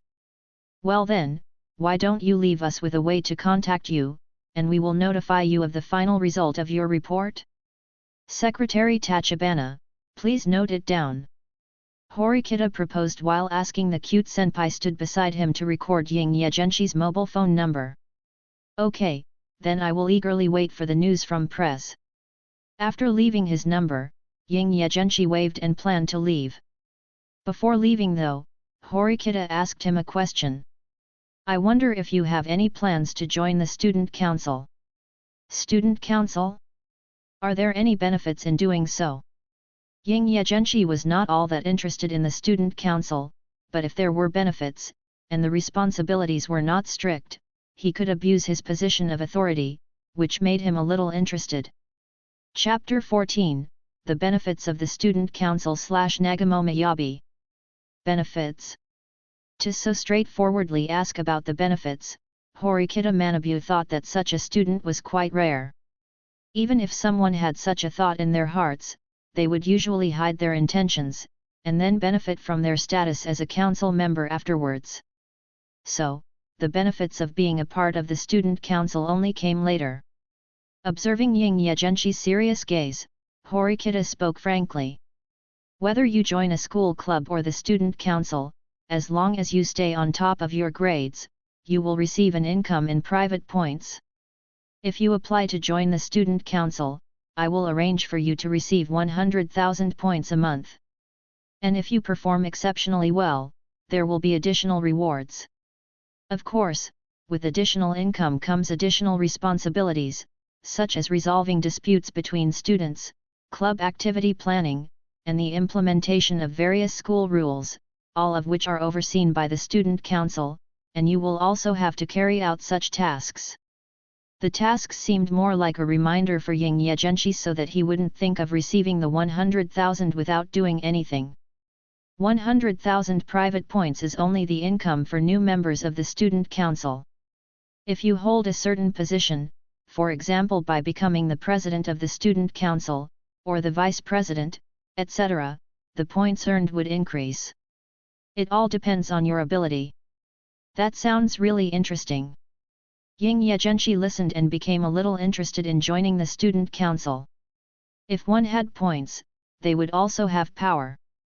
But some reservations also came to mind. Is this a plan to diversify the type of students in the student council? To add talents in various fields? He must have frankly told me about the points to tempt me. So he had no plans of directly agreeing to his offer. You can take your time to think about it carefully and give me an answer when we meet next. He didn't agree right away, so Horikita didn't force the matter either. The person facing him was only invited to join because of his special way of thinking and deduction abilities, as well as his interesting identity as a Class D student. If he refused though, there was nothing that could be done. The president didn't plan to force the matter. Okay, goodbye, President Senpai and beautiful Senpai-san. Now, having been left with the invitation and most of his queries answered, Ying Ye Zhenshi really left.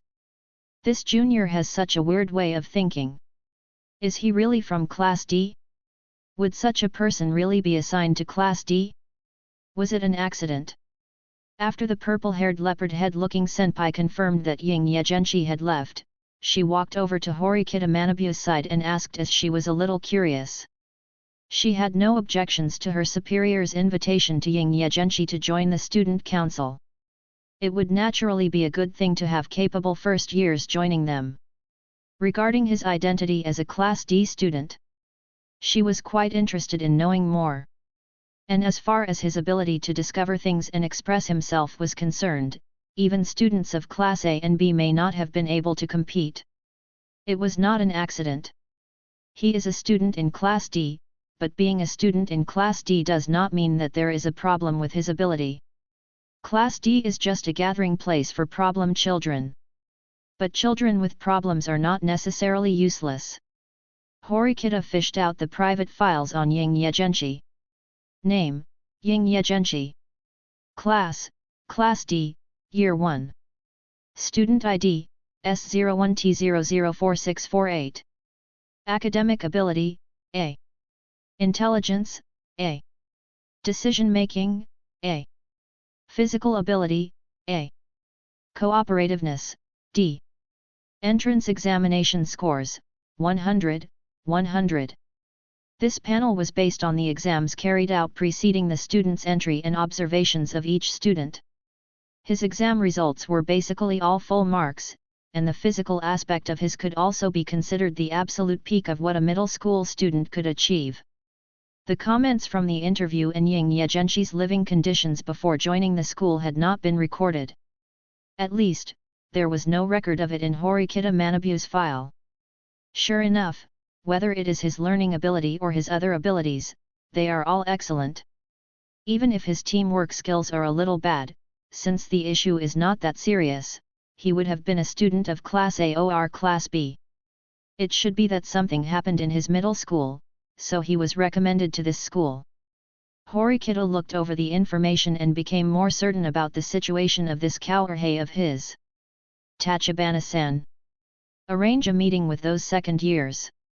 He didn't wish to spend too much time on this matter since he still had matters to attend to later. I'll arrange it now. Hearing Horikita Manabu's words, Akane Tachibana, his secretary, nodded and took action. Only Horikita was left in the student council office. Suzuan. He began to think of his stupid, little sister. He felt that his sister would not have a comfortable experience at this school. It was too dangerous to be in the same class as such a maverick. Ying Ye Zhenshi had no idea that the student council president, whom he had just left behind, was still thinking about him. He went to the cafeteria to check on the situation. There was indeed a free meal set available. He decided to order the set. The vegetables were very bland. If he wanted to lose weight one day, he would think about this meal set. There was hardly any taste at all. It was like it was made to torture poor students. After the high-maintenance female-like teen had his meal T/N, mocking YYZ for his provisions standard, he visited the campus again, bought some sports equipment, and then returned to his dorm room to rest. Now that he understood the situation of the school and the various rules and regulations, he can spend his days lazily and sleep contentedly. And while he was busy resting away the day's fatigue. What did you say? Which bastard is it? We barely even said anything. Several second-year students who had previously argued with the red-haired teenager from Ying Ye Zhenshi's class were very unhappy. They didn't think they would be called to the student council office for such a thing. Even Nagamo Miyabi, the vice president of the student council, came through. As the representative of Class A in the second year, and also the ruler of the entirety of his year, Nagamo Miyabi, a handsome boy, with short golden locks and a gentle smile on his face, appeared very amiable and charismatic as of this moment. Although the three second-year boys wanted to refute the claims, in front of their year's ruler, all resistance was useless, and they could only admit to doing and saying such things at the beginning of the school year. Chapter 15, The Sullen and Gloomy Boy. Now that they had admitted to it, the proceedings became very easy. And with such a clear video and audio of their folly available, they also had nothing to defend themselves with, as everything was visible on the evidence provided. So you have indeed said that Class D students are defective products. It looks like I can't help you either. You are really an embarrassment to the class. At first, Nagamo thought it was the president who was looking for trouble with him, but now it appeared that there was an interesting new entrant in the first year. In this short period of time, Nagamo Miyabi was able to work out what had happened. Since this is the case, it should not be too difficult for President Horikita to deal with you. I have other things to do. Nagamo didn't bother wasting his time on this matter and directly threw his classmates over to Horikita Manabu to handle as he saw fit. You've all heard what he just said. Since you've all admitted to it, you'll have to apologize to the students later. I will arrange for you to meet and apologize to the students in Class D. Hopefully the matter will pass with just that. If the matter spreads, you may have to go to their class and apologize to the whole class. In addition, we may have to report you for misconduct to the school and make an announcement to the whole school. Horikita Manabu didn't pay much attention to the resentful expressions of the three of Nagamo Miyabi's classmates. He just spoke about what should happen straightforwardly. We understand. The boys' faces had turned ugly. But they still agreed. In this case, they had no choice but to agree. Since Nagamo hadn't helped them, they would certainly not attain a good end result by clashing with the president of the student council so brazenly.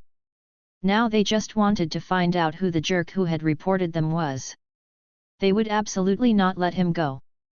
The sun was slowly rising on the morning of the second day of school. Ying Ye Zhenshi finished showering early and put on the school-distributed white shirt and wine-red suit jacket. The shirt and jacket looked fine. The jacket had a gold trim and 2 gold buttons, while the design appeared well thought out, and it was quite comfortable to wear. But, for the life of him, he could not fathom which miserable designer had planned for students to wear green trousers as part of the uniform for this school. If he was any more ruthless, he might as well have had the whole school wearing green hats. T/N, make them kooks. Obviously, the girls had the option of wearing a pleated white skirt, but that was not the case for the boys. The school uniform designer should apologize for this. He must be a dirty-minded old man. Dressed smartly, and holding the grip strengthener that he had just bought yesterday, Ying Ye Zhenshi left the dormitory with a bright and handsome bearing and started his true campus life. Morning, Ying Ye-san. As soon as he arrived at class, Kikyo Kushida, who was talking to one of her new friends, turned to Ying Ye Zhenshi and greeted him with a smile. One wouldn't have been able to tell whether her expectant look was just an illusion. It was just a pity that Ying Ye Zhenshi failed to meet that expectation. Morning, Hanada-san. Leaving her with a perfunctory reply, he made his way straight to his seat. That guy is too rude. That was definitely intentional. How is it possible that he can't even remember your name? No wonder there aren't that many people talking to him. The girl beside Kushida Kikyo spoke and glared at Ying Ye Zhenshi. Ying Ye Zhenshi heard everything she said but didn't care. Really, Ying Ye-san, I have already said that I am Kikyo Kushida. Is it that hard to remember my name? Kushida Kikyo was different from her friend and continued to relay that fact to him with a gentle tone. Okay, Kushida-san. I'll try to remember that for next time. One couldn't have known that next time had an expiration date of a few seconds, and Ying Ye Zhenshi himself was also clueless about how long it would last. Obviously, he had only needed to miscall another person's name a few times in real life for them to stay away. This kid is too annoying. What a sticky, little elf. It's like this again. Kushida Kikyo looked on helplessly. I'm telling you, he must be trying to get your attention in this way. Yes, little Kikyo, don't be fooled by him. That Ying Ye Zhenshi looks like a pretty sullen guy at first glance. Only his appearance gives off a very delicate and handsome vibe, but he barely speaks, and the feeling he gives off is gloomy. And he also appears to feel too good about himself. Kushida Kikyo's friends pulled her back and spoke in a voice that Ying Ye Zhenshi would have been able to hear, belittling Ying Ye Zhenshi. Is that true? It's too much to say that he is a sullen man and gloomy. Kushida Kikyo responded in a low tone. She also glanced at Ying Ye Zhenshi with a shy look. Is it really for attention? Little Kikyo, you are too likable. You must stay away from people like him. That guy is a scumbag. Then, several people went on to gossip some more about him. Most of the other people in the class were also like them, already in friendship groups of 3s and 2s. Obviously, many of them had had a good exchange yesterday and become friends. Even Haruki Yamauchi had found some good friends yesterday.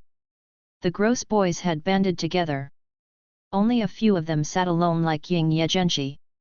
However, he didn't pay much attention to the isolation. He already knew the rules of this school, and he knew that someone would soon break this illusion that his classmates were mired in. By then, he didn't know how many caddies and tails T/N, CN unit of measure of their trashy friendships would remain.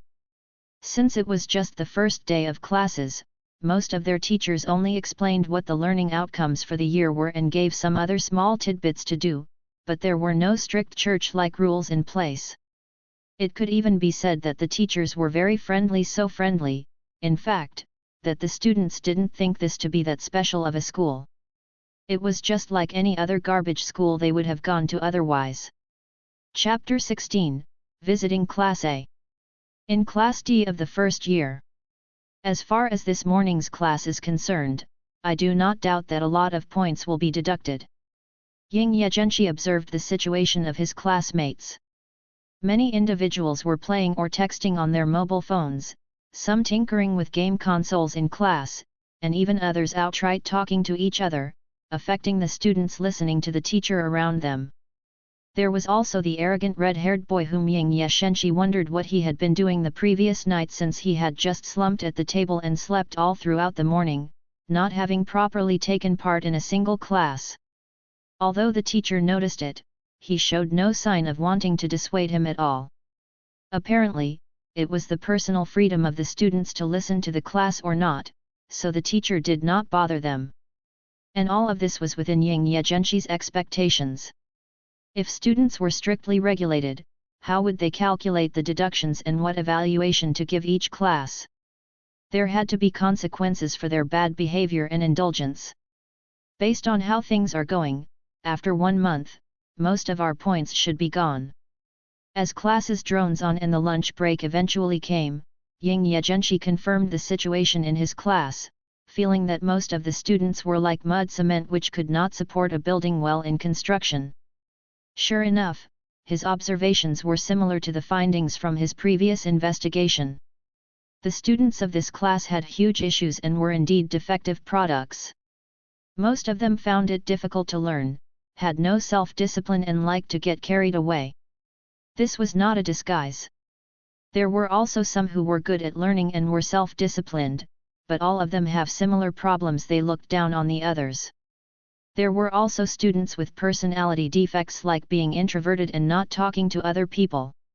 Or have they all somehow been involved in some nasty incidents when they were in middle school? Ying Ye Zhenshi thought of the social terrorist Hirata, and the determined but cute girl Kushida. Those two individuals appeared to be able to study well, they were fairly serious in class, and there were no issues with their communication skills. Since that was the case, there was most certainly a hidden defect. He guessed that the duo had a similar big defect as him. Most of the students chose to leave the classroom and go to the cafeteria with their acquaintances to eat, while a small number of them had brought their own lunch boxes or sandwiches. Noticing Kushida Kikyo's obvious intentions to approach him for conversation, Ying Ye Zhenshi quickly left the class. Kushida Kikyo could only watch his disappearing figure, not knowing what to think. Is he actually shy? Or doesn't he feel like talking? Or does he simply not like girls? At this moment in time, Kushida Kikyo became a little skeptical about life. But just like she had announced at the start of the year, she wanted to be friends with everyone, so the harder it was to capture a person, the more interested she became. She went to have lunch with her friends, and then she came back to the classroom early, intending to work on kindling a friendship with Ying Ye Zhenshi, but she waited all afternoon, yet there was no sign of him. That's right, Ying Ye Zhenshi hadn't gone back to the classroom after having eaten lunch, and had skipped all his afternoon classes. And the place he went to in the afternoon had already been determined beforehand. First year, Class A. Now that the situation of Class D had been determined, and he was free to act as he wished, Ying Ye Zhenshi naturally would not let go of the chance of learning of the situations of the other classes. The bell for class had already rang, but Class A's homeroom teacher Tomonari Mashima saw a weird scene as he entered his classroom. A group of students in his class were surrounding a lone individual. After he entered the room, most of the students looked toward him. "Excuse me, you are not a student in our class, are you?" "Teacher, there is a student from another class here, and he will not leave since he came to our classroom." Seeing Tomonari Mashima walking over, the students in Class A reported the matter to him. Mashima Tomoya also looked at the person who didn't belong to their class. "Which class are you from? It's class time now, so go back quickly." Mashima Tomonari didn't pay much attention to the matter and directly asked the student to leave. "Teacher, hello. I'm Ying Ye Zhenshi from Class D, Year 1. Can I stay here? I promise I won't affect you. Ying Ye Zhenshi introduced himself boldly and spoke in a friendly manner. As for the eyes directed toward himself, he didn't care about them. Only students from Class A can stay in the classroom. Mashima Tomonari just responded frankly. The rejection in his statement was very clear. Okay, I see. Then I'll be at the door. Directly ignoring Mashima-sensei's discolored facial expression, he walked to the door and leaned against the window to watch the situation in the classroom. Like a voyeur. Several first-year Class A students by the window expressed their discomfort at the situation. Bastard, can you move farther away?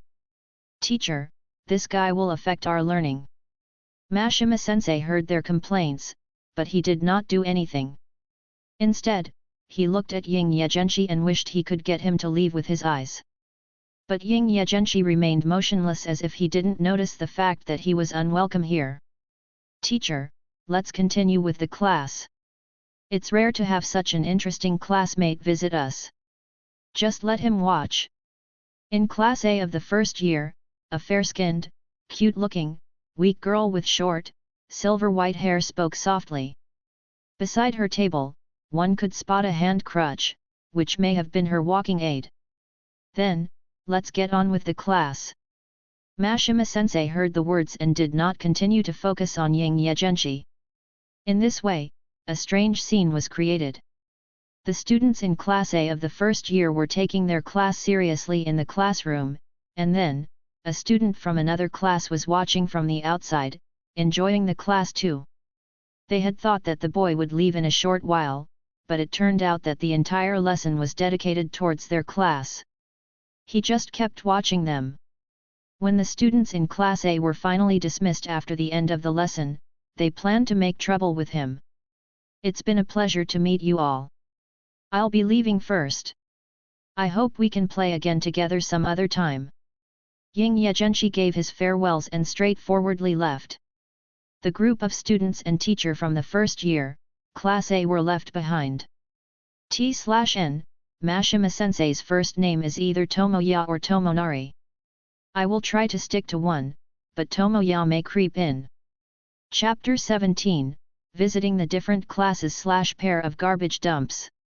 What the hell is this guy doing? Are all the people from Class D this weird?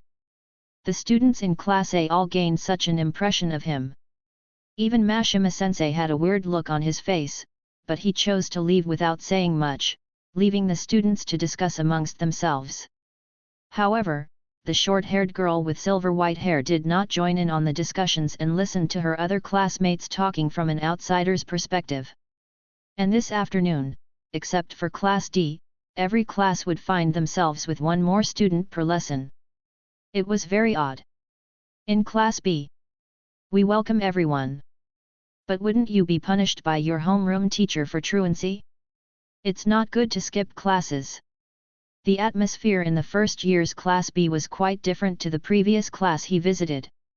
A young and beautiful girl named Ichino's Hunamai noticed Ying Ye Zhenshi and introduced herself, and then became concerned about whether he would be punished for playing truant. If you want to come and hang out with us, you can do it after class. She suggested this like a gentle, big sister-esque archangel, reminding Ying Ye Zhenshi of the blonde, determined, and cute girl Hanada-san from his class. Don't worry about me, I'll just take a look around, just taking a look. And you don't need to worry about me being punished since my homeroom tutor doesn't care about us. Let alone skipping class, even if we sleep in class, it's fine. Ying Ye Zhenshi explained himself. Although the students in Class B found it very weird, they still found him a spot, having Ying Ye Zhenshi squeeze in with a thin male classmate of theirs. Even Chie Hoshinomiya, the homeroom teacher of Class B, didn't have intentions of driving him away. Class B became the only class that allowed him to sit in the classroom. They were very friendly. Come and hang out when you have time. Even when the class was finally over, they saw him off very warmly. I will definitely come, I will come. See you later, Ichino-san. It was rare for him to choose to remember other people's names, and there were quite a few names he would call accurately in that class. After learning about that class's situation, Ying Ye Zhenshi didn't stay long and left. Hashinomi Ya-sensei, what's going on? Ichino's Hunamiya watched Ying Ye Zhenshi leave and then looked directly at her homeroom teacher who hadn't left yet. The person she asked would surely know something. Sensei doesn't know anything. Maybe he was bullied out of his class. I'll ask later. Hashinomi Ichia lied through her teeth effortlessly.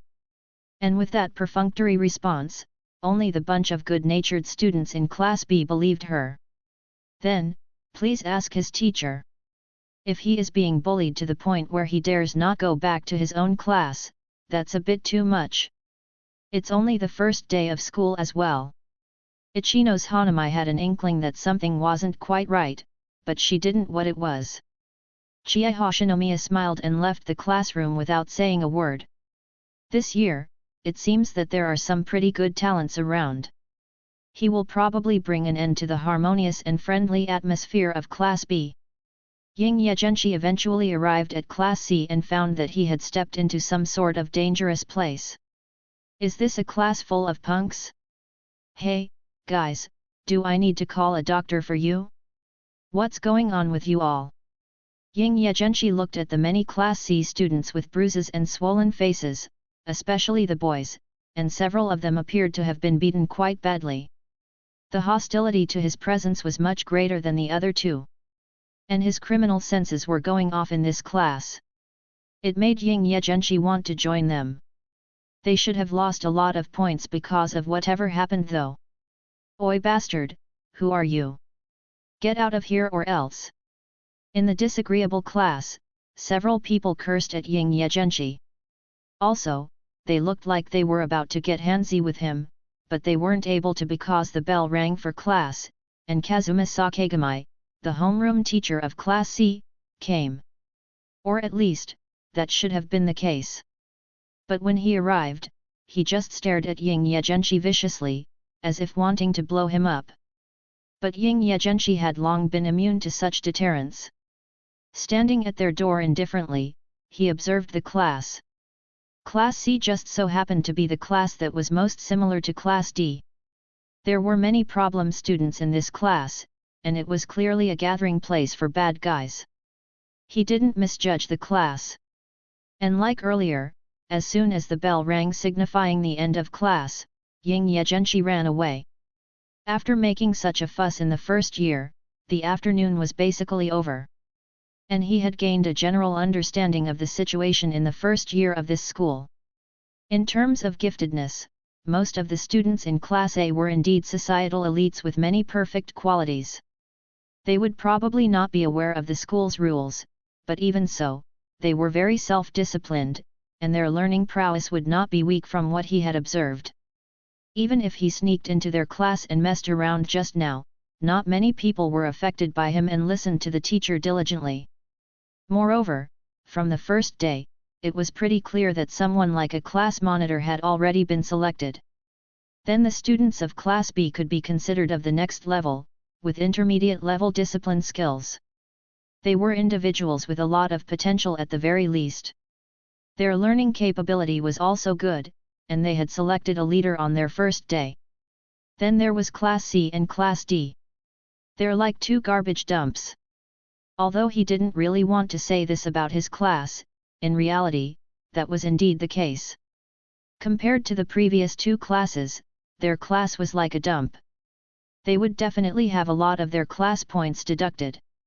Ying Ye Zhenshi doubted some of the people in his class to the extent that he felt, that even if they knew that they would have points deducted by the school for messing around, which would affect their future monthly income, many of them would still carelessly mess around. Chapter 18, Lost on the Road of Life. Could people quickly change their bad habits after being informed of the point deductions? In Ying Ye Zhenshi's opinion, the probability of this happening was very small. In addition, if there were some people who were misbehaving, it was even more unlikely for the behaving few not to be influenced and start messing around again.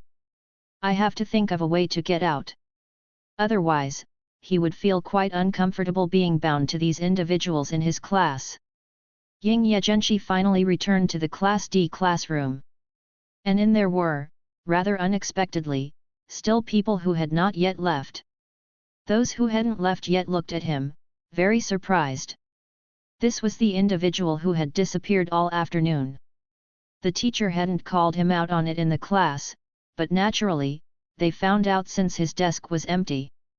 The students in Class D messed around by not focusing in class or sleeping in class, but no one had the balls to skip class on the first day of formal education at ANHS. It made the students remaining in Class D give him a look as if to say, "You are so brave." And Kushida-san just so happened to be one of the students left in the class. "Ying Ye-san, where did you go this afternoon? You haven't been to class all afternoon, and as classmates of yours, we were very worried about you. Is there something wrong?"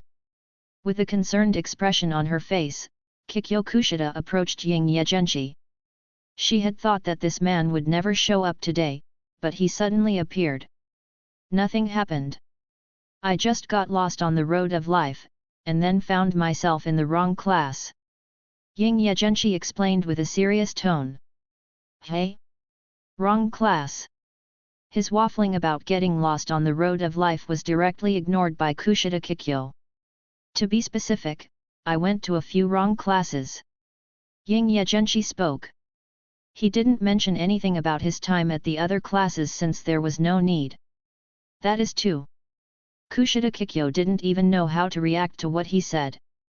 "Since that happened, would you like me to accompany you around the school from now on?" She changed what she was going to say and extended an invitation to guide him around. As for her invitation, Ying Ye Zhenshi directly refused, not wanting to be a burden on her. "No, I've already taken note of the route, and I won't remember the way wrong tomorrow. I'm sorry to have troubled you, Hanada-san. I'll be going now." With his habitual use of the wrong name, he attempted to run away before she could respond. "My name isn't Hanada. I'm Kushida Kikyo, and someone from the student council came to see you today." "What happened?" Kushida Kikyo mentioned something else that got him listening though. As for being referred to by the incorrect name, she was already used to it, and she didn't believe he couldn't remember her name after that many corrections. "This Ying Ye Zhenshi. If he isn't pulling this stunt to attract me, then he's the type of guy who likes men. Dead pervert. Brainless pervert. Student council." Ying Ye Zhenshi looked at his phone all of a sudden. Because he had gone to spy on the other classes, it was muted. There were indeed calls and text messages on it. It mentioned something about the second year's apology. It wasn't because he was an absentee from class and that he was being punished by the student council. Just as he thought, even if he skipped classes openly, his class's points would be deducted, but no one would care about him playing truant. He sent a message back to the student counselor who texted him and made an appointment to meet up tomorrow. He would accept the face-to-face apology from the second-year senpai. After solving the issue at hand, he looked at Kushida Kikyo who was still standing in front of him. "Well then, thank you, Kushida-san. I've already sorted out the matter." Ying Ye Zhenshi pretended not to notice her curious gaze as she tried to push him into telling her what had happened. Without looking back, he took his things and decided to run away. The person who cooks the rice cooks the soul of the meal. T/N, idiom that probably means something along the lines of, if he begins to answer one question/curiosity of hers, it'll be a downward spiral of answering her curiosities. He went to eat, leaving the girl behind. Kushida Kikyo stood there, watching his retreating form with a resentful expression on her face, and stomped her feet angrily. If she had a death note, she would have wanted to add one more person to her notebook. In the canteen, while he was eating, Ying Ye Zhenshi happened to meet his classmate Yasuke Hirata, who was the one with an astronomical communication ability. The guy had obviously come here specifically to look for him. Appearing while Ying Ye Zhenshi was eating was a tip-off. "Ying Ye-san, is there anything going on that kept you from attending class all afternoon?" If you need help with anything, you can find me. For the withdrawn and introverted students, Hirata paid close attention to them and displayed a soft and sunny smile while interacting with them. It felt like the female version of Kushida Kikyo had appeared before Ying Ye Zhenshi. "Oh, I just got lost on the road of life and went to the wrong class." His answer was the same as before. When Ying Ye Zhenshi looked at Hirata, he neither felt humiliated nor angry by the ambiguous answer at all. "If you need any help, you must come find me. You are welcome in the class. I don't want to be nosy, so I won't ask too much. I just want to be a sincere friend. If a friend of mine needs help, I will be happy to help." Hirata-san spoke in an easygoing tone. After talking for a while, he proposed to exchange contact information. After getting Ying Ye Zhenshi's contact information, he chose to leave without disturbing the eating student any further. He was a very moderate and careful individual. Seeing that there was a new contact saved on his mobile phone, Ying Ye Zhenshi didn't ponder over it much. And then he left after having finished his meal. T/N, daily reminder that nice guys always finish last. Chapter 19, A person must rely on themselves. For Hirata, who was bursting with friends, Ying Ye Zhenshi didn't care for his show of concern. With so many friends around him, who could Ying Ye Zhenshi ever be to him? Making a friend or something, can it be that easy? Is an easy friend even a real friend?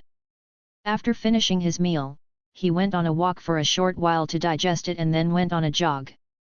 After having sweated profusely, Ying Ye Zhenshi didn't stay out for too long and went back to his room. Once back, he started to lift dumbbells to train his muscles. The happenings of the day needed to be vented, and the way he would vent was by exercising. A person must rely on themselves. All failures are caused by the lack of one's own ability. A person can solve anything and everything so long as they are competent enough. Without friends, one can still excel. Handling the weights and the various other newly purchased equipment had Ying Ye Zhenshi sweating all over. His thin waist, which appeared like that of a merman, was sexy, and his figure appeared to embody the golden ratio for a man. It could be seen that his core strength was amazing, and his endurance was also extraordinary, which alone would have been enough to attract the attention of countless people. His 8-pack abs were clearly defined, his shoulders were somewhat broad but not overbearing, with a big flat chest sitting atop of a tapered torso, and developed and defined legs. His whole body had been trained for a long time, but it was not the physique of a purely muscular man, but the figure of someone who had worked on building the potential of the muscles he was blessed with. Ying Ye Zhenshi stretched his hands behind him and flexed. The muscular contours on his arms prevented the white shirt he wore from fully covering his upper body. The white shirt seemed to be screaming as if it would rip apart at any moment. After completing his daily exercise regimen, he entered his rest and stretch period and then took a refreshing bath. Warm water flowed all over his body, rinsing his sun-kissed body that was full of the gunk and sweat from his training earlier. The tendrils of his black hair were fine and smooth, and Ying Ye Zhenshi habitually let himself go while taking a shower. Not staying in the bathroom for long, Ying Ye Zhenshi returned to his room and dried his hair. Let's just observe for a few more days. After coming to a decision, Ying Ye Zhenshi got into bed once his hair had all dried up. To another day full of expectations. The sunlight shone into the room through the window and landed upon Ying Ye Zhenshi's face, cussing him to wake up instantly and get out of bed without trouble. He didn't stay up late, nor did he stick around under the covers once he woke up, and his biological clock was very routine. After washing up, he left the dormitory while playing with his grip strength trainer, had breakfast, and then made his way to class. He didn't skip class like yesterday, and he listened to the teachers attentively just as any other good student would. Even if he was playing with the grip strengthener, he was a lot better than many other students. During the lunch break, he made his way to the student council office after having his lunch. The 3 senpais from the second year's class A whom he had never met before had been waiting here for a while. Beside them were the student council president, Horikita Manabu, the cute purple-haired secretary Senpai Tachibana Akane, and the second-year gold-haired student council vice president Nagamo Miyabi. Naturally, the first thing he did was introduce himself. "I am Ying Ye Zhenshi. Nice to meet you," Ying Ye Zhenshi said with a smile. Looking at the 3 second-year students before him, his relaxed demeanor made the 3 feel shame and embarrassment. They stared at Ying Ye Zhenshi fiercely with their eyes full of palpable hostility. If looks could kill, he might have been buried 6 feet under already. "First-year student. On behalf of my classmates, I'm really sorry. People in my class have spoken nonsense." Horikita Manabu didn't bother to speak, and Nagamo Miyabi took charge of the apology. He then looked at the 3 remorseless second-year senpais. Anyone can tell that they were obviously dissatisfied, but they had to obey in the face of the student council president and vice. "You still haven't apologized." Vice President Nagamo was naturally the most supreme figure in the second year. With just a few words, he turned the 3 second-year senpais into a bunch of obedient kids. "Sorry, we shouldn't have talked nonsense. The students from Class D are not flawed products. We just spoke some nonsense in the heat of the moment. I'm sorry, Kaohei Ying Ye Zhenshi." Even while reluctant, the 3 still bowed and apologized directly to Ying Ye Zhenshi. At least they dare not mess their apology up on the surface. "Senpais are being too polite.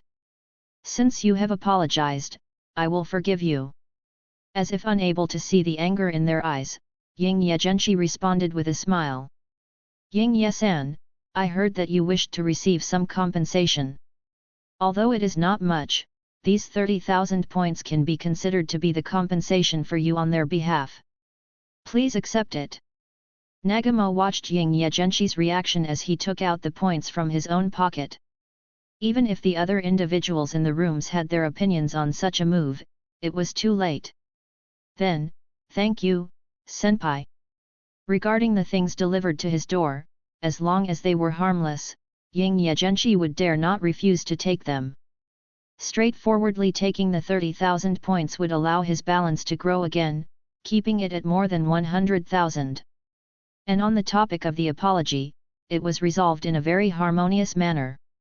With regards to the matter of his joining the student council, Horikita Manabu didn't bring it up again in front of Nagamo Miyabi. So, Ying Ye Zhenshi left right after.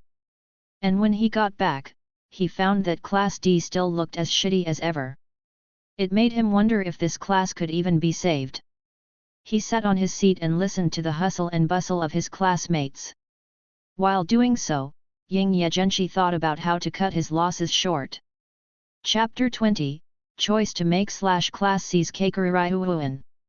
Finding himself thrown into such a class, knowing how to cut his losses short and letting his profits run should also have been one of the school's assessment criteria. Ying Ye Zhenshi seemed to have figured out how the school was run. At the same time, he paid close attention to the students in his class. All they did was eat, drink, play with their mobile phones, sleep in class, talk loudly, and the list went on.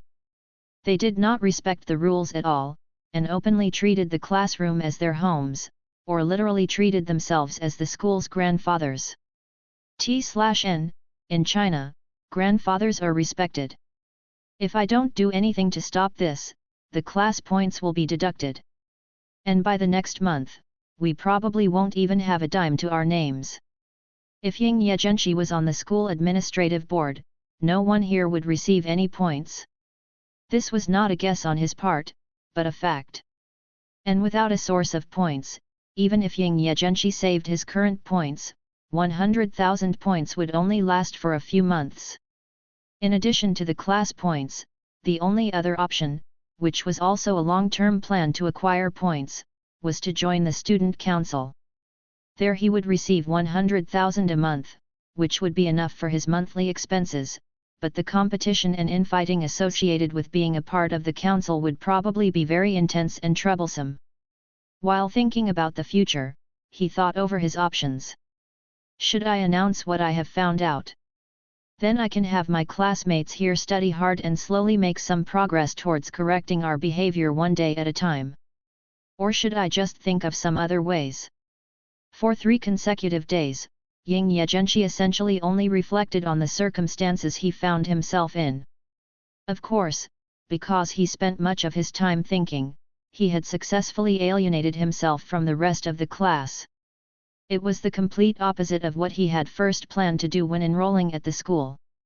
Now, except occasionally, when the determined and cute girl and his kind classmate Hirata came to talk to him, no one paid attention to him, and he inevitably became one of the loners in the class. Besides reflecting on his options, and in addition to the information he had accrued on the first day of school about the points system, he also collected some important information over the next few days. The most valuable thing he had learned was that not everyone in the school would be offered the 100% employment rate in whichever further study course their graduating counterparts chose to pursue, while also having relevant tuition fees and living expenses waived. This was only the case for Class A. The so-called 100% employment rate actually ignored those who didn't deserve it.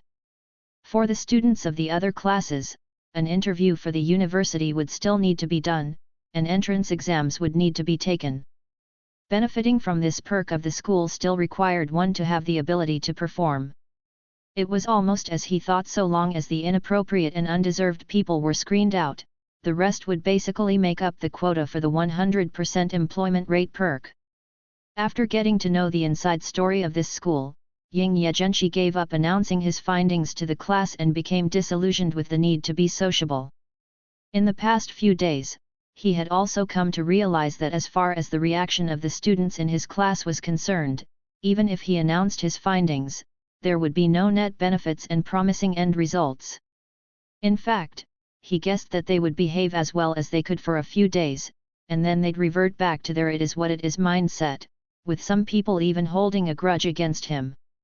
By making his findings known to the class, the dissatisfaction about the rules would fall upon him, making Ying Ye Zhenshi the one to disrupt the harmony of the class. And then he'd find himself in some hot waters. Unless, like Ryuuen Keikaru from Class C, who used violence to solve the issue regarding the power and authority in his class and to rule over them, he also used such domineering tactics against his classmates, there was no hope of managing such a difficult bunch of children, and there would always be that one person dragging the class down. As for using violence against the class like Ryuuen, he didn't even think about it. As far as this class was concerned, Ying Ye Zhenshi felt that he would probably be expelled for his blatant display of force. And the first person who would choose to oppose him would be that friend of his in his contacts, Hirata-kun.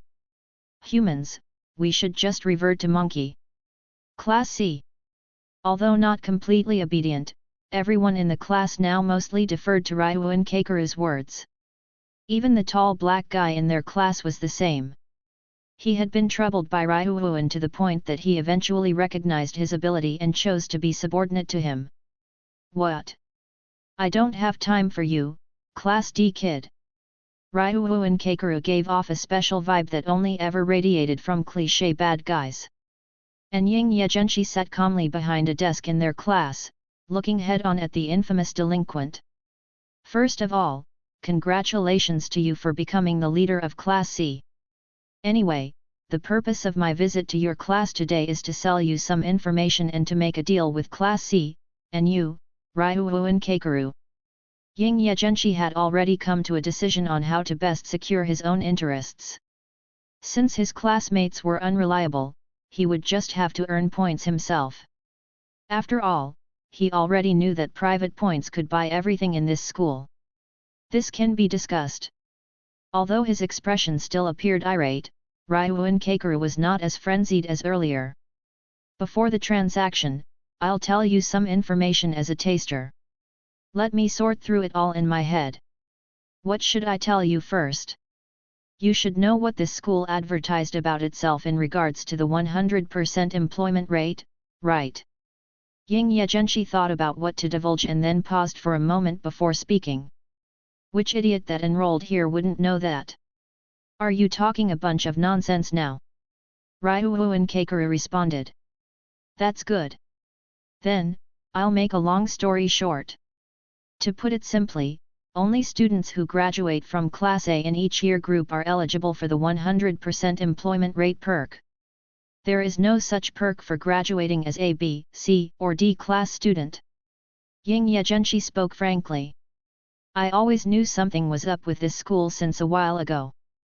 Ryuuen forcefully replied, but his face had turned a little sour. He certainly had known something was up with the school from the first day, otherwise, he wouldn't have taken charge of the class so openly. In fact, some of the credit could be attributed to his homeroom teacher for recognizing the oddities of the school. But what you don't know is that each of our classes is being evaluated. The A, B, C and D classes are all level right now, but it will be different from next month onwards. All this is based on our performance this month. And as long as our evaluation is better than that of the other classes, we may have a chance of becoming Class A. That's what I know. Ying Ye Zhenshi said. One wouldn't know just how many teachers and third-year senpais he had harassed in order to find out all this information. He only mentioned the inter-class competition side of things, but he didn't mention the fact that his Class D was destined to be the worst of the lot. However, as long as the other classes carried out an investigation, this would be made clear. Class D's imprudence could not be hidden at all. Chapter 21, Betrayal/6 million points. Listening to Ying Ye Zhenshi telling him such information. Snort. Ryuuen Kikyo snorted disdainfully. So you're here to cooperate, hey? Do you represent the interests of Class D? I am not a representative of Class D. Ying Ye Zhenshi responded frankly. This made Ryuuen a little angry, as he felt Ying Ye Zhenshi didn't represent anyone's interests. I'm not here to start some sort of cooperation between the two classes, since there is no need for that. As I said, I'm here to make a deal with you. Ying Ye Zhenshi explained. Even if they combined the two problem cases of C and D together, did he think that the two garbage dumps could band together to deal with those in Class A? Ying Ye Zhenshi realized Ryuuen had such an idea because his brain must have been full of shit. To begin with, the students in Class D were troublesome enough, but with the problem children in Class C added into the fray, with there being more idiots, the worse the classes would do. The information you have given is not worth any points, so do you think you are still qualified to be asking to strike a deal now? Ryuuen asked insolently. Since he already knew the information now, his thought was, who cares about striking a deal? Of course, I know a lot more than that. That was just a taster, so you know the value of what I bring to the table. And, on top of that, next month, I will make our Class D last. Ying Ye Zhenshi added. Based on what you said, your class is already destined to be at the bottom of the barrel. Long Yuanxiang guessed. Since Class A is the best class, the school has already selected us for each class when we enrolled. I already know the situation of the students in Class C. And as for your Class D, het. With a mocking sneer, Ryuuen Kikyo seemed to have understood everything. No, I meant to say, the kind of last place which would be very difficult to make a comeback from, so that you wouldn't have to worry about us catching up to you. Let's just say, the next time our class points are revealed, I will directly cause it to fall to 0 points. At that time, my class will be a lot worse off than you guys. Then, do you think they will have the heart to catch up? It directly gets rid of a competitor for you. Ying Ye Zhenshi didn't feel embarrassed at all to be betraying his own class. In fact, as far as he could tell, even if he did nothing, the class was already spiraling towards 0 class points by the end of the month. He had a clear picture of the situation of his classmates from observing them over the last few days. You are truly ruthless. Hearing this, Long Yuanxiang regarded Ying Ye Zhenshi in a new light. It was really evil of him to sell his own class out. And, you have to know, amongst the problem children in my class, them being defective does not mean that there are no capable students.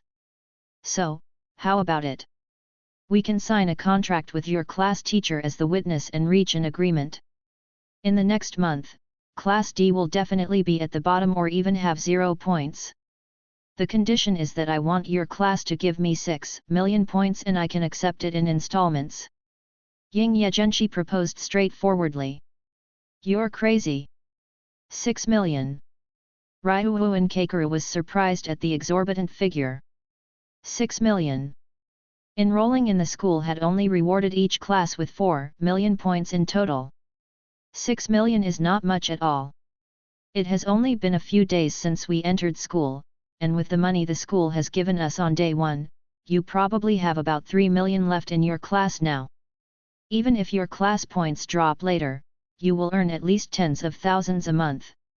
As long as you can improve the evaluation of the class, this sum is not too much of an ask. Especially if you know the information on the school's exam in advance, would you still continue to let your class points keep dropping? I am betraying my whole class. Moreover, there may still be a chance for cooperation in the future. I am even throwing in my student ID into the transaction, so it can be used as a threat in the future. Such a price of 6 million points, is that actually all that much? Ying Ye Zhenshi looked at Ryuuen with a level gaze. I won't entertain someone crazy like you. Do you think I'll let my whole class become factory workers for you? Ryuuen pretended to be disdainful of the sum. And with you collecting so many points, there must be something up with that. Of course, accumulating points is a good thing. If the contract is drawn, I will also tell you some information about the points system, which will definitely be worthwhile. Ying Ye Zhenshi continued. 6 million is impossible.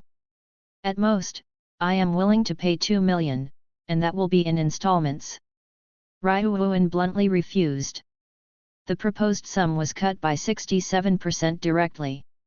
2 million is too little. Ying Ye Zhenshi replied. You can still go to other classes and make points there. You have plans to do that, no? Ryuuen saw through his plans to visit the other 2 classes and to sell the same information to them too. Sheesh, combining the 3 classes to get a price for the information I am selling, it's only 6 million for each class.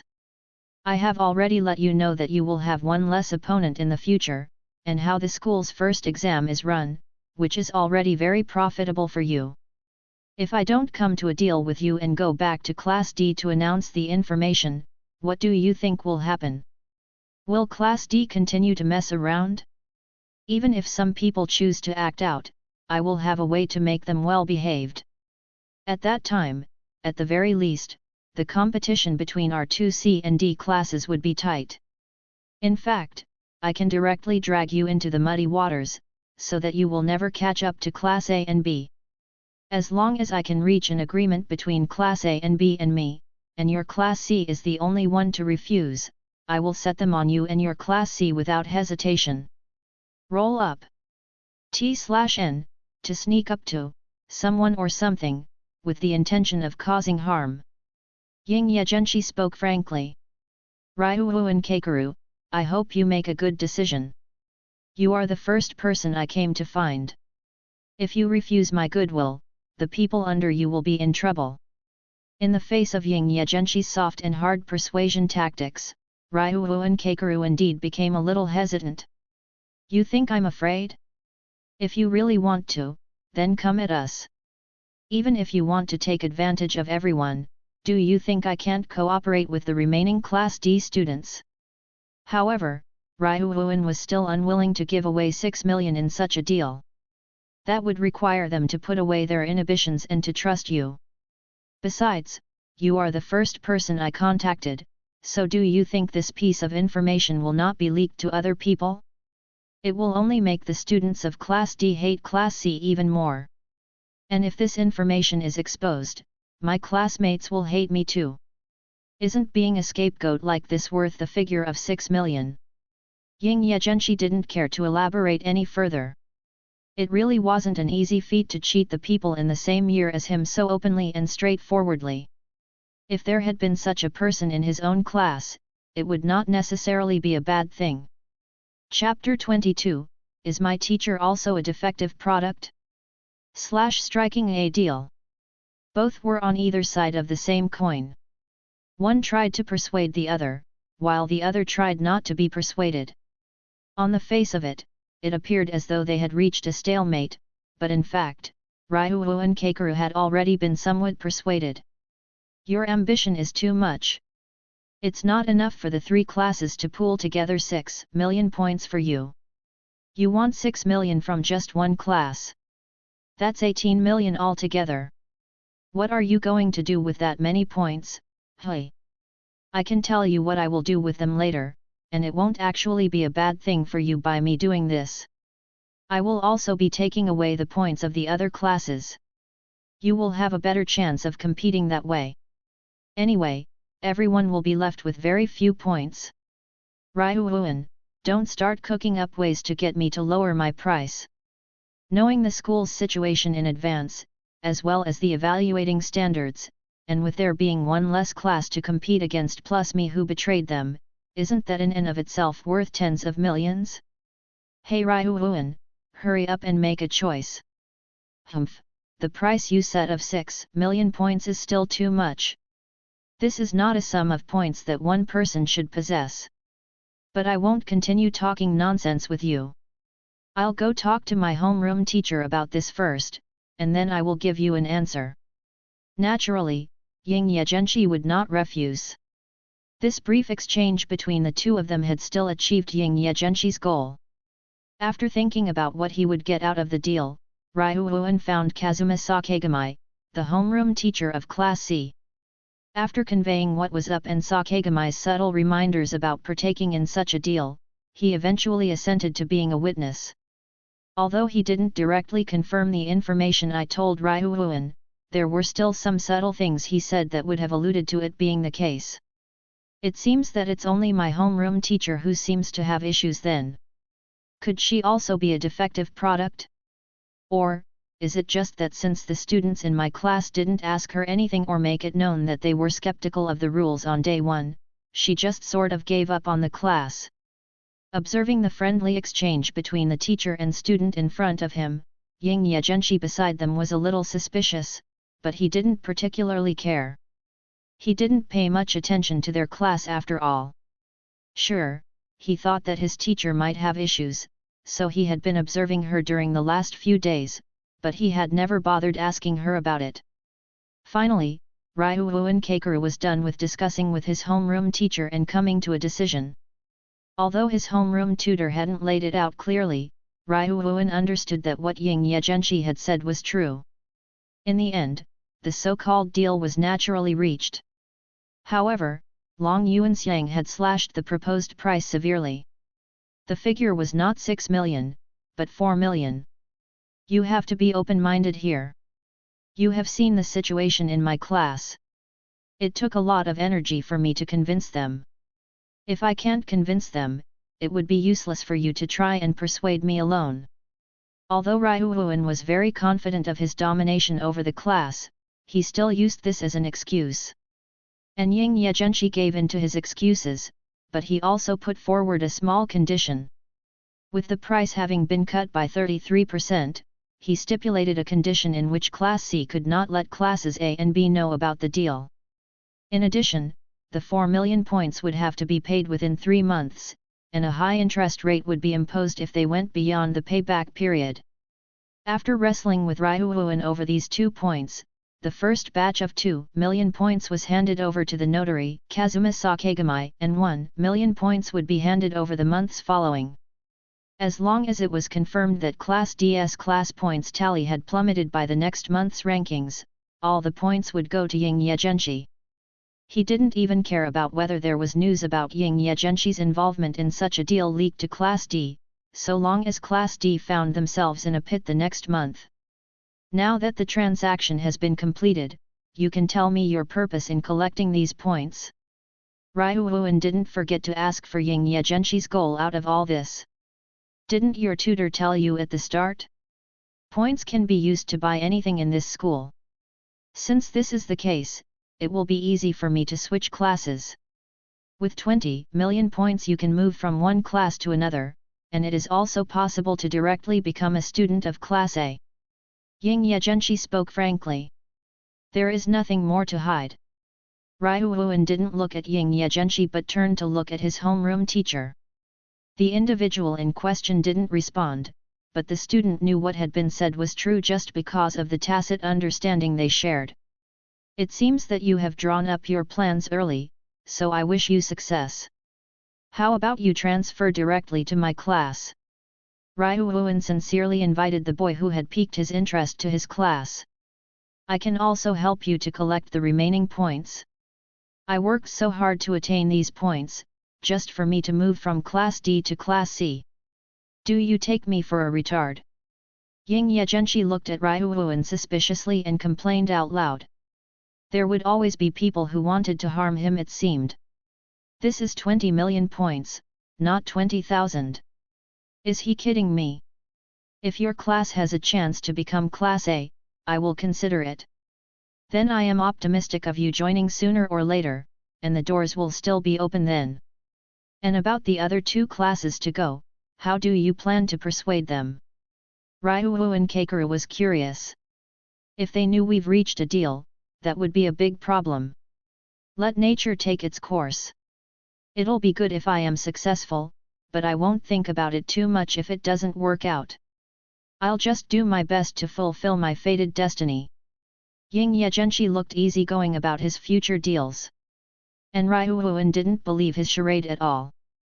He believed the boy sitting opposite him was already ready. The impression he had gained of Ying Ye Zhenshi was that of a man with many means. He would surely have a plan in his head on how to best deal with the two classes A and B.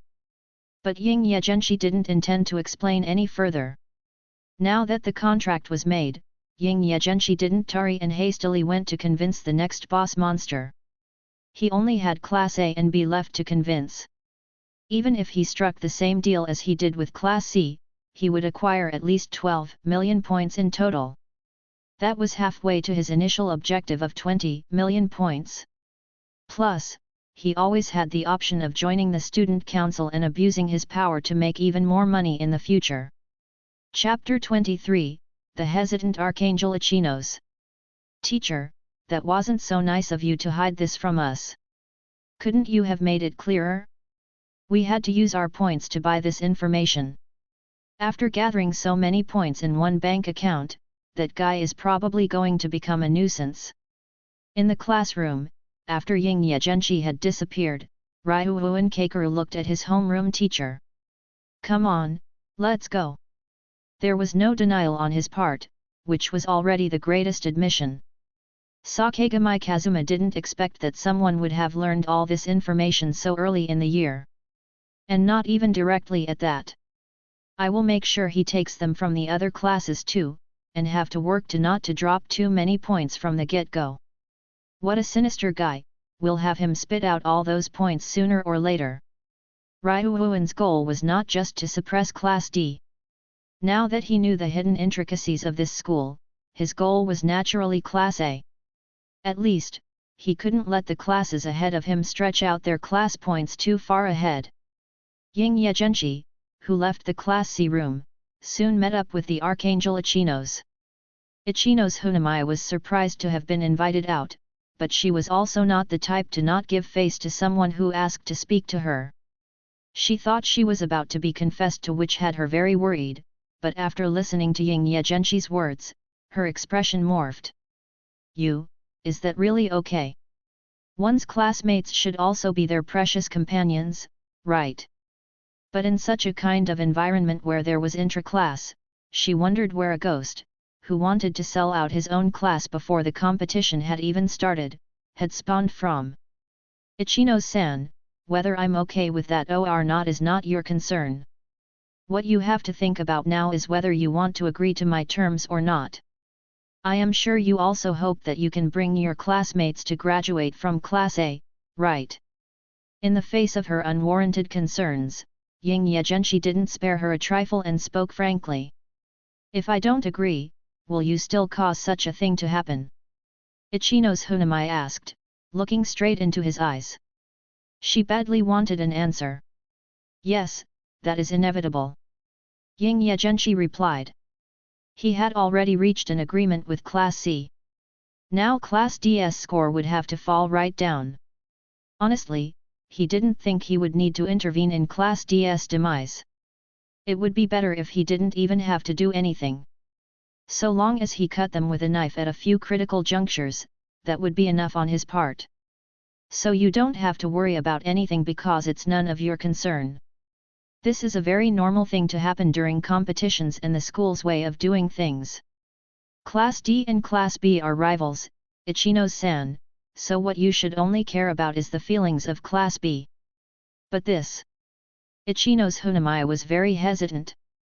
The matter of the price of the information was trivial. But to have to make such a decision, she was a little bit reluctant. Ichino-san, you don't want your classmates to have any problems with you because of your decision, right? If you caused Class B to have such a big loss because of your unfair decision, you would regret it for the rest of your life. Even if you drop out of school to make up for your folly, you would not be able to make up for the losses of your classmates. You know, there is no such thing as redemption in the point deductions mechanism set by this school.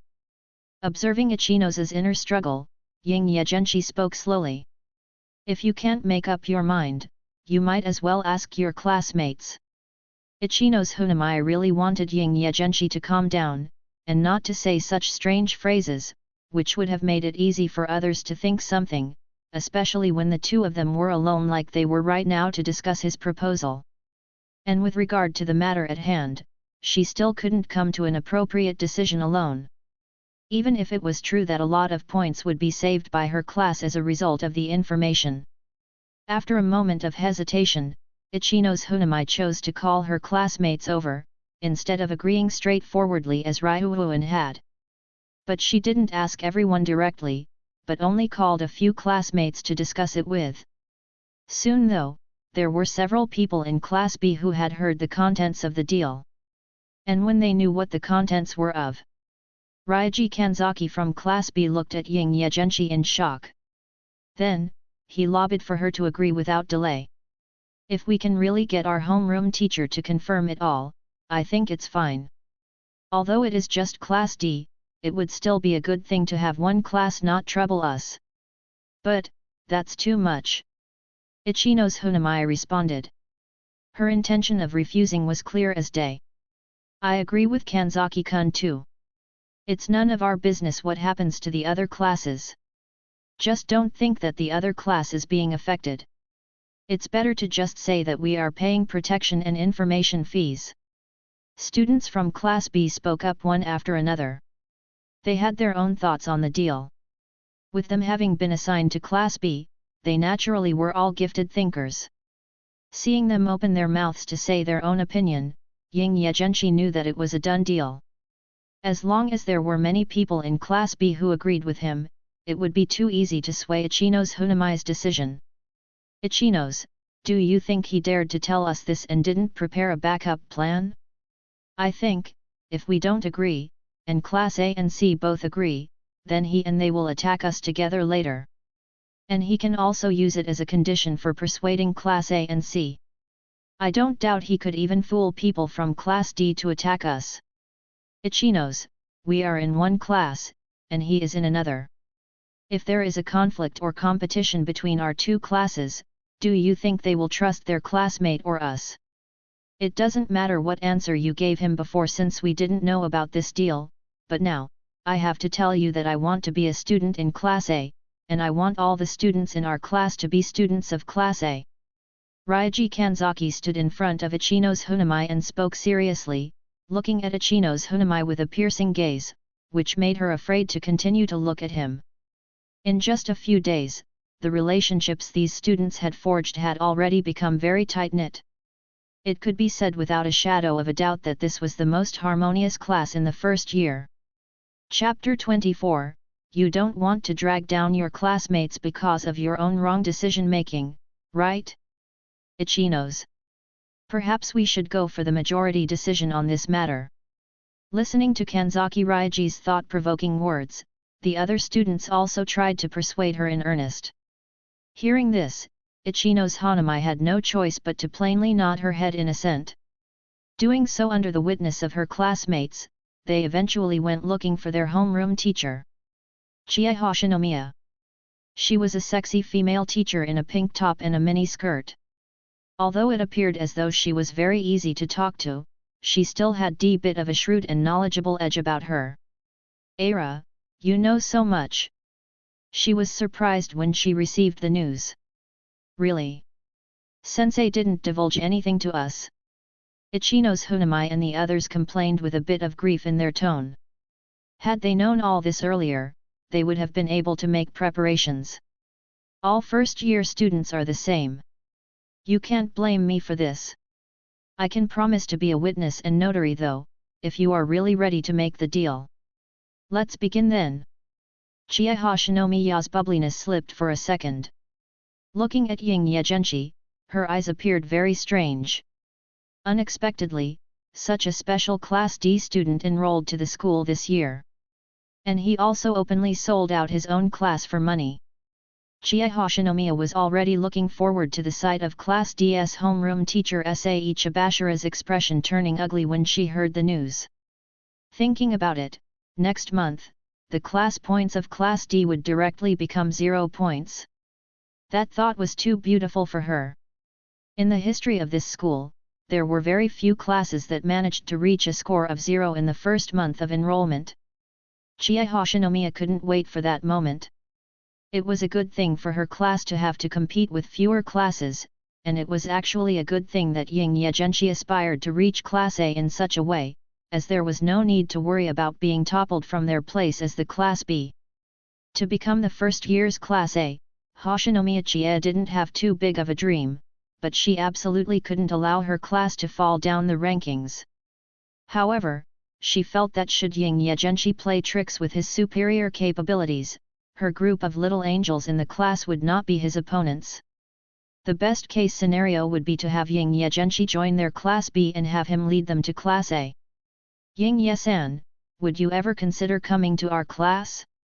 Sensei really likes you.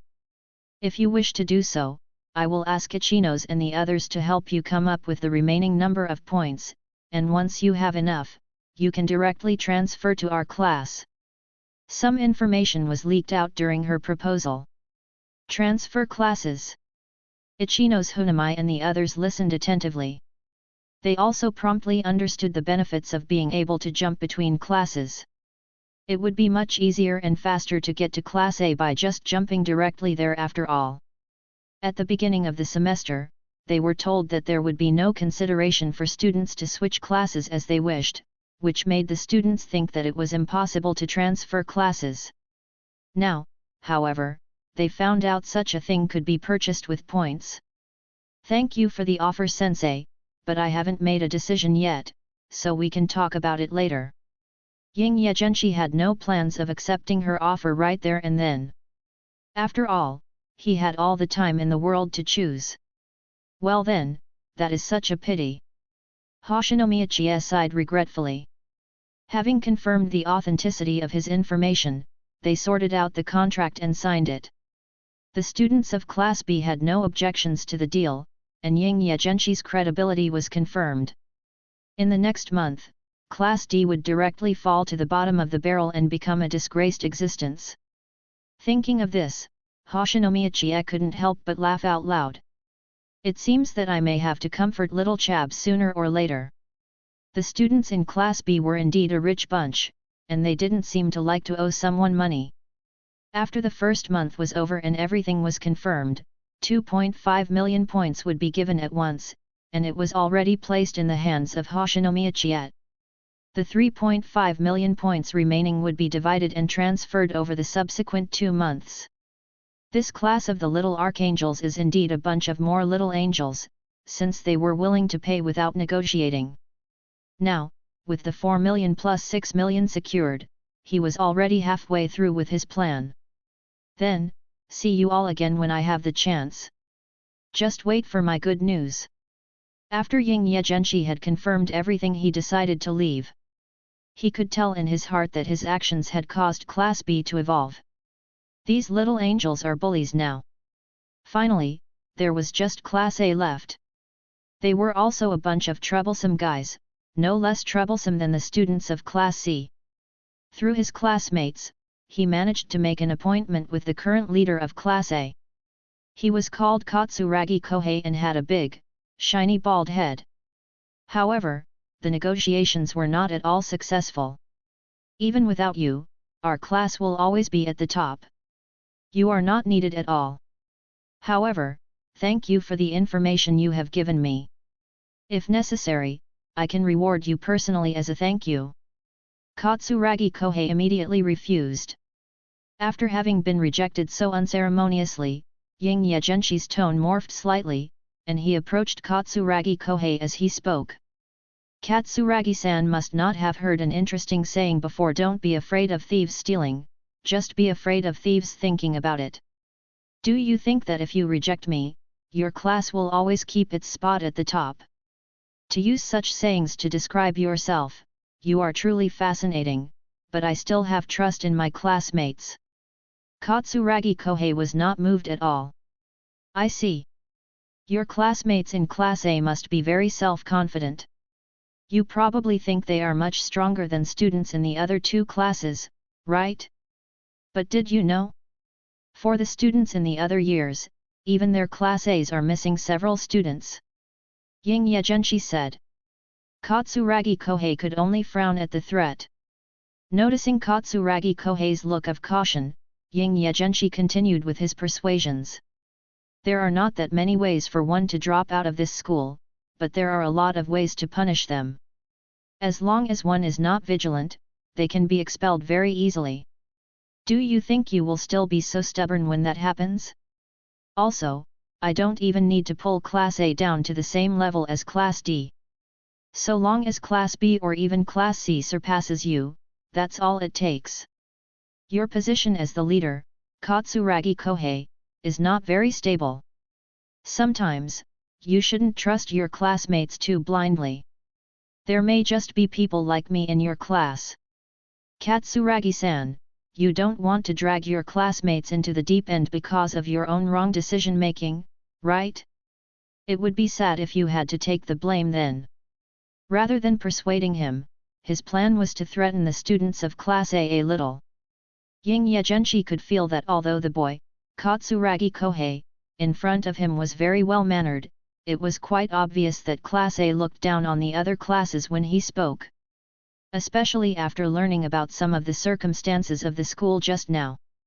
With all this about his thoughts and the attitude of Class A being known, if Ying Ye Zhenshi hadn't adapted his persuasions to take down such a marvelous individual, it would be impossible to convince him otherwise. Chapter 25, The Unity of Class A. Facing the threat, Katsuragi Kohei was speechless, but he was still very resistant to agreeing to such a matter. However, Ying Ye Zhenshi still convinced him a bit more in a different way, as he really couldn't be the only one to decide what to do for his classmates when it came to such a large transaction. Katsuragi-san shouldn't come to a decision on this matter alone. Why don't you call over everyone in your class who can make the decision? And then we can talk about it. If it still doesn't work out then just forget it. Of course, if you are to choose to ignore the feelings of the other Class A students and just refuse up front, then I will contact them secretly. It will be troublesome for you should the choices the students make at that time be different from yours, no. Observing Katsuragi Kohei wavering, Ying Ye Zhenshi kindly gave him a choice. Hey, I see now. I really didn't expect that there would be a student like you in Class D. You came to our class to observe us before too. I'm a little skeptical about what you mentioned about there being defective products amongst your classmates. Katsuragi Kohei did not refute anything. This matter really couldn't be decided by only him. It was not his prerogative alone to withhold spending points, nor was it his choice alone to spend for the good of the class. If all the defective products were like this, he wondered whether they would be in trouble going forward. You don't have to doubt your prior judgment of the students in Class D. They are definitely not as good as the excellent students in your own class. Ying Ye Zhenshi reassured him with a smile. But Katsuragi Kohei was still not entirely convinced. Please wait a moment, or we can arrange another appointment. I'll talk to them now. Katsuragi Kohei offered. I'll just wait. I believe Katsuragi Kohei will bring me good news. The wind was blowing in the corridor, and Ying Ye Zhenshi was waiting for the news from Katsuragi Kohei. In his opinion, the chance of success in persuading the students of Class A would not be low. He honestly felt that those types of people were not so difficult to deal with. Sure enough, as long one had prior experience, any means known could be used. Human beings had weaknesses everywhere. The existence of standout students from Class D like him could become a troublesome matter. I hope things go well. This school is really demeaning. Why did they have to arrange us into these weird classes and have to put us against each other? Couldn't we have just been normal? Ying Ye Zhenshi had ignored the fact that he himself was not a normal person. Katsuragi Kohei returned directly to the class so he could explain the situation to them. In the Class A classroom, Katsuragi Kohei gathered several representatives from the most outspoken and explained it to them.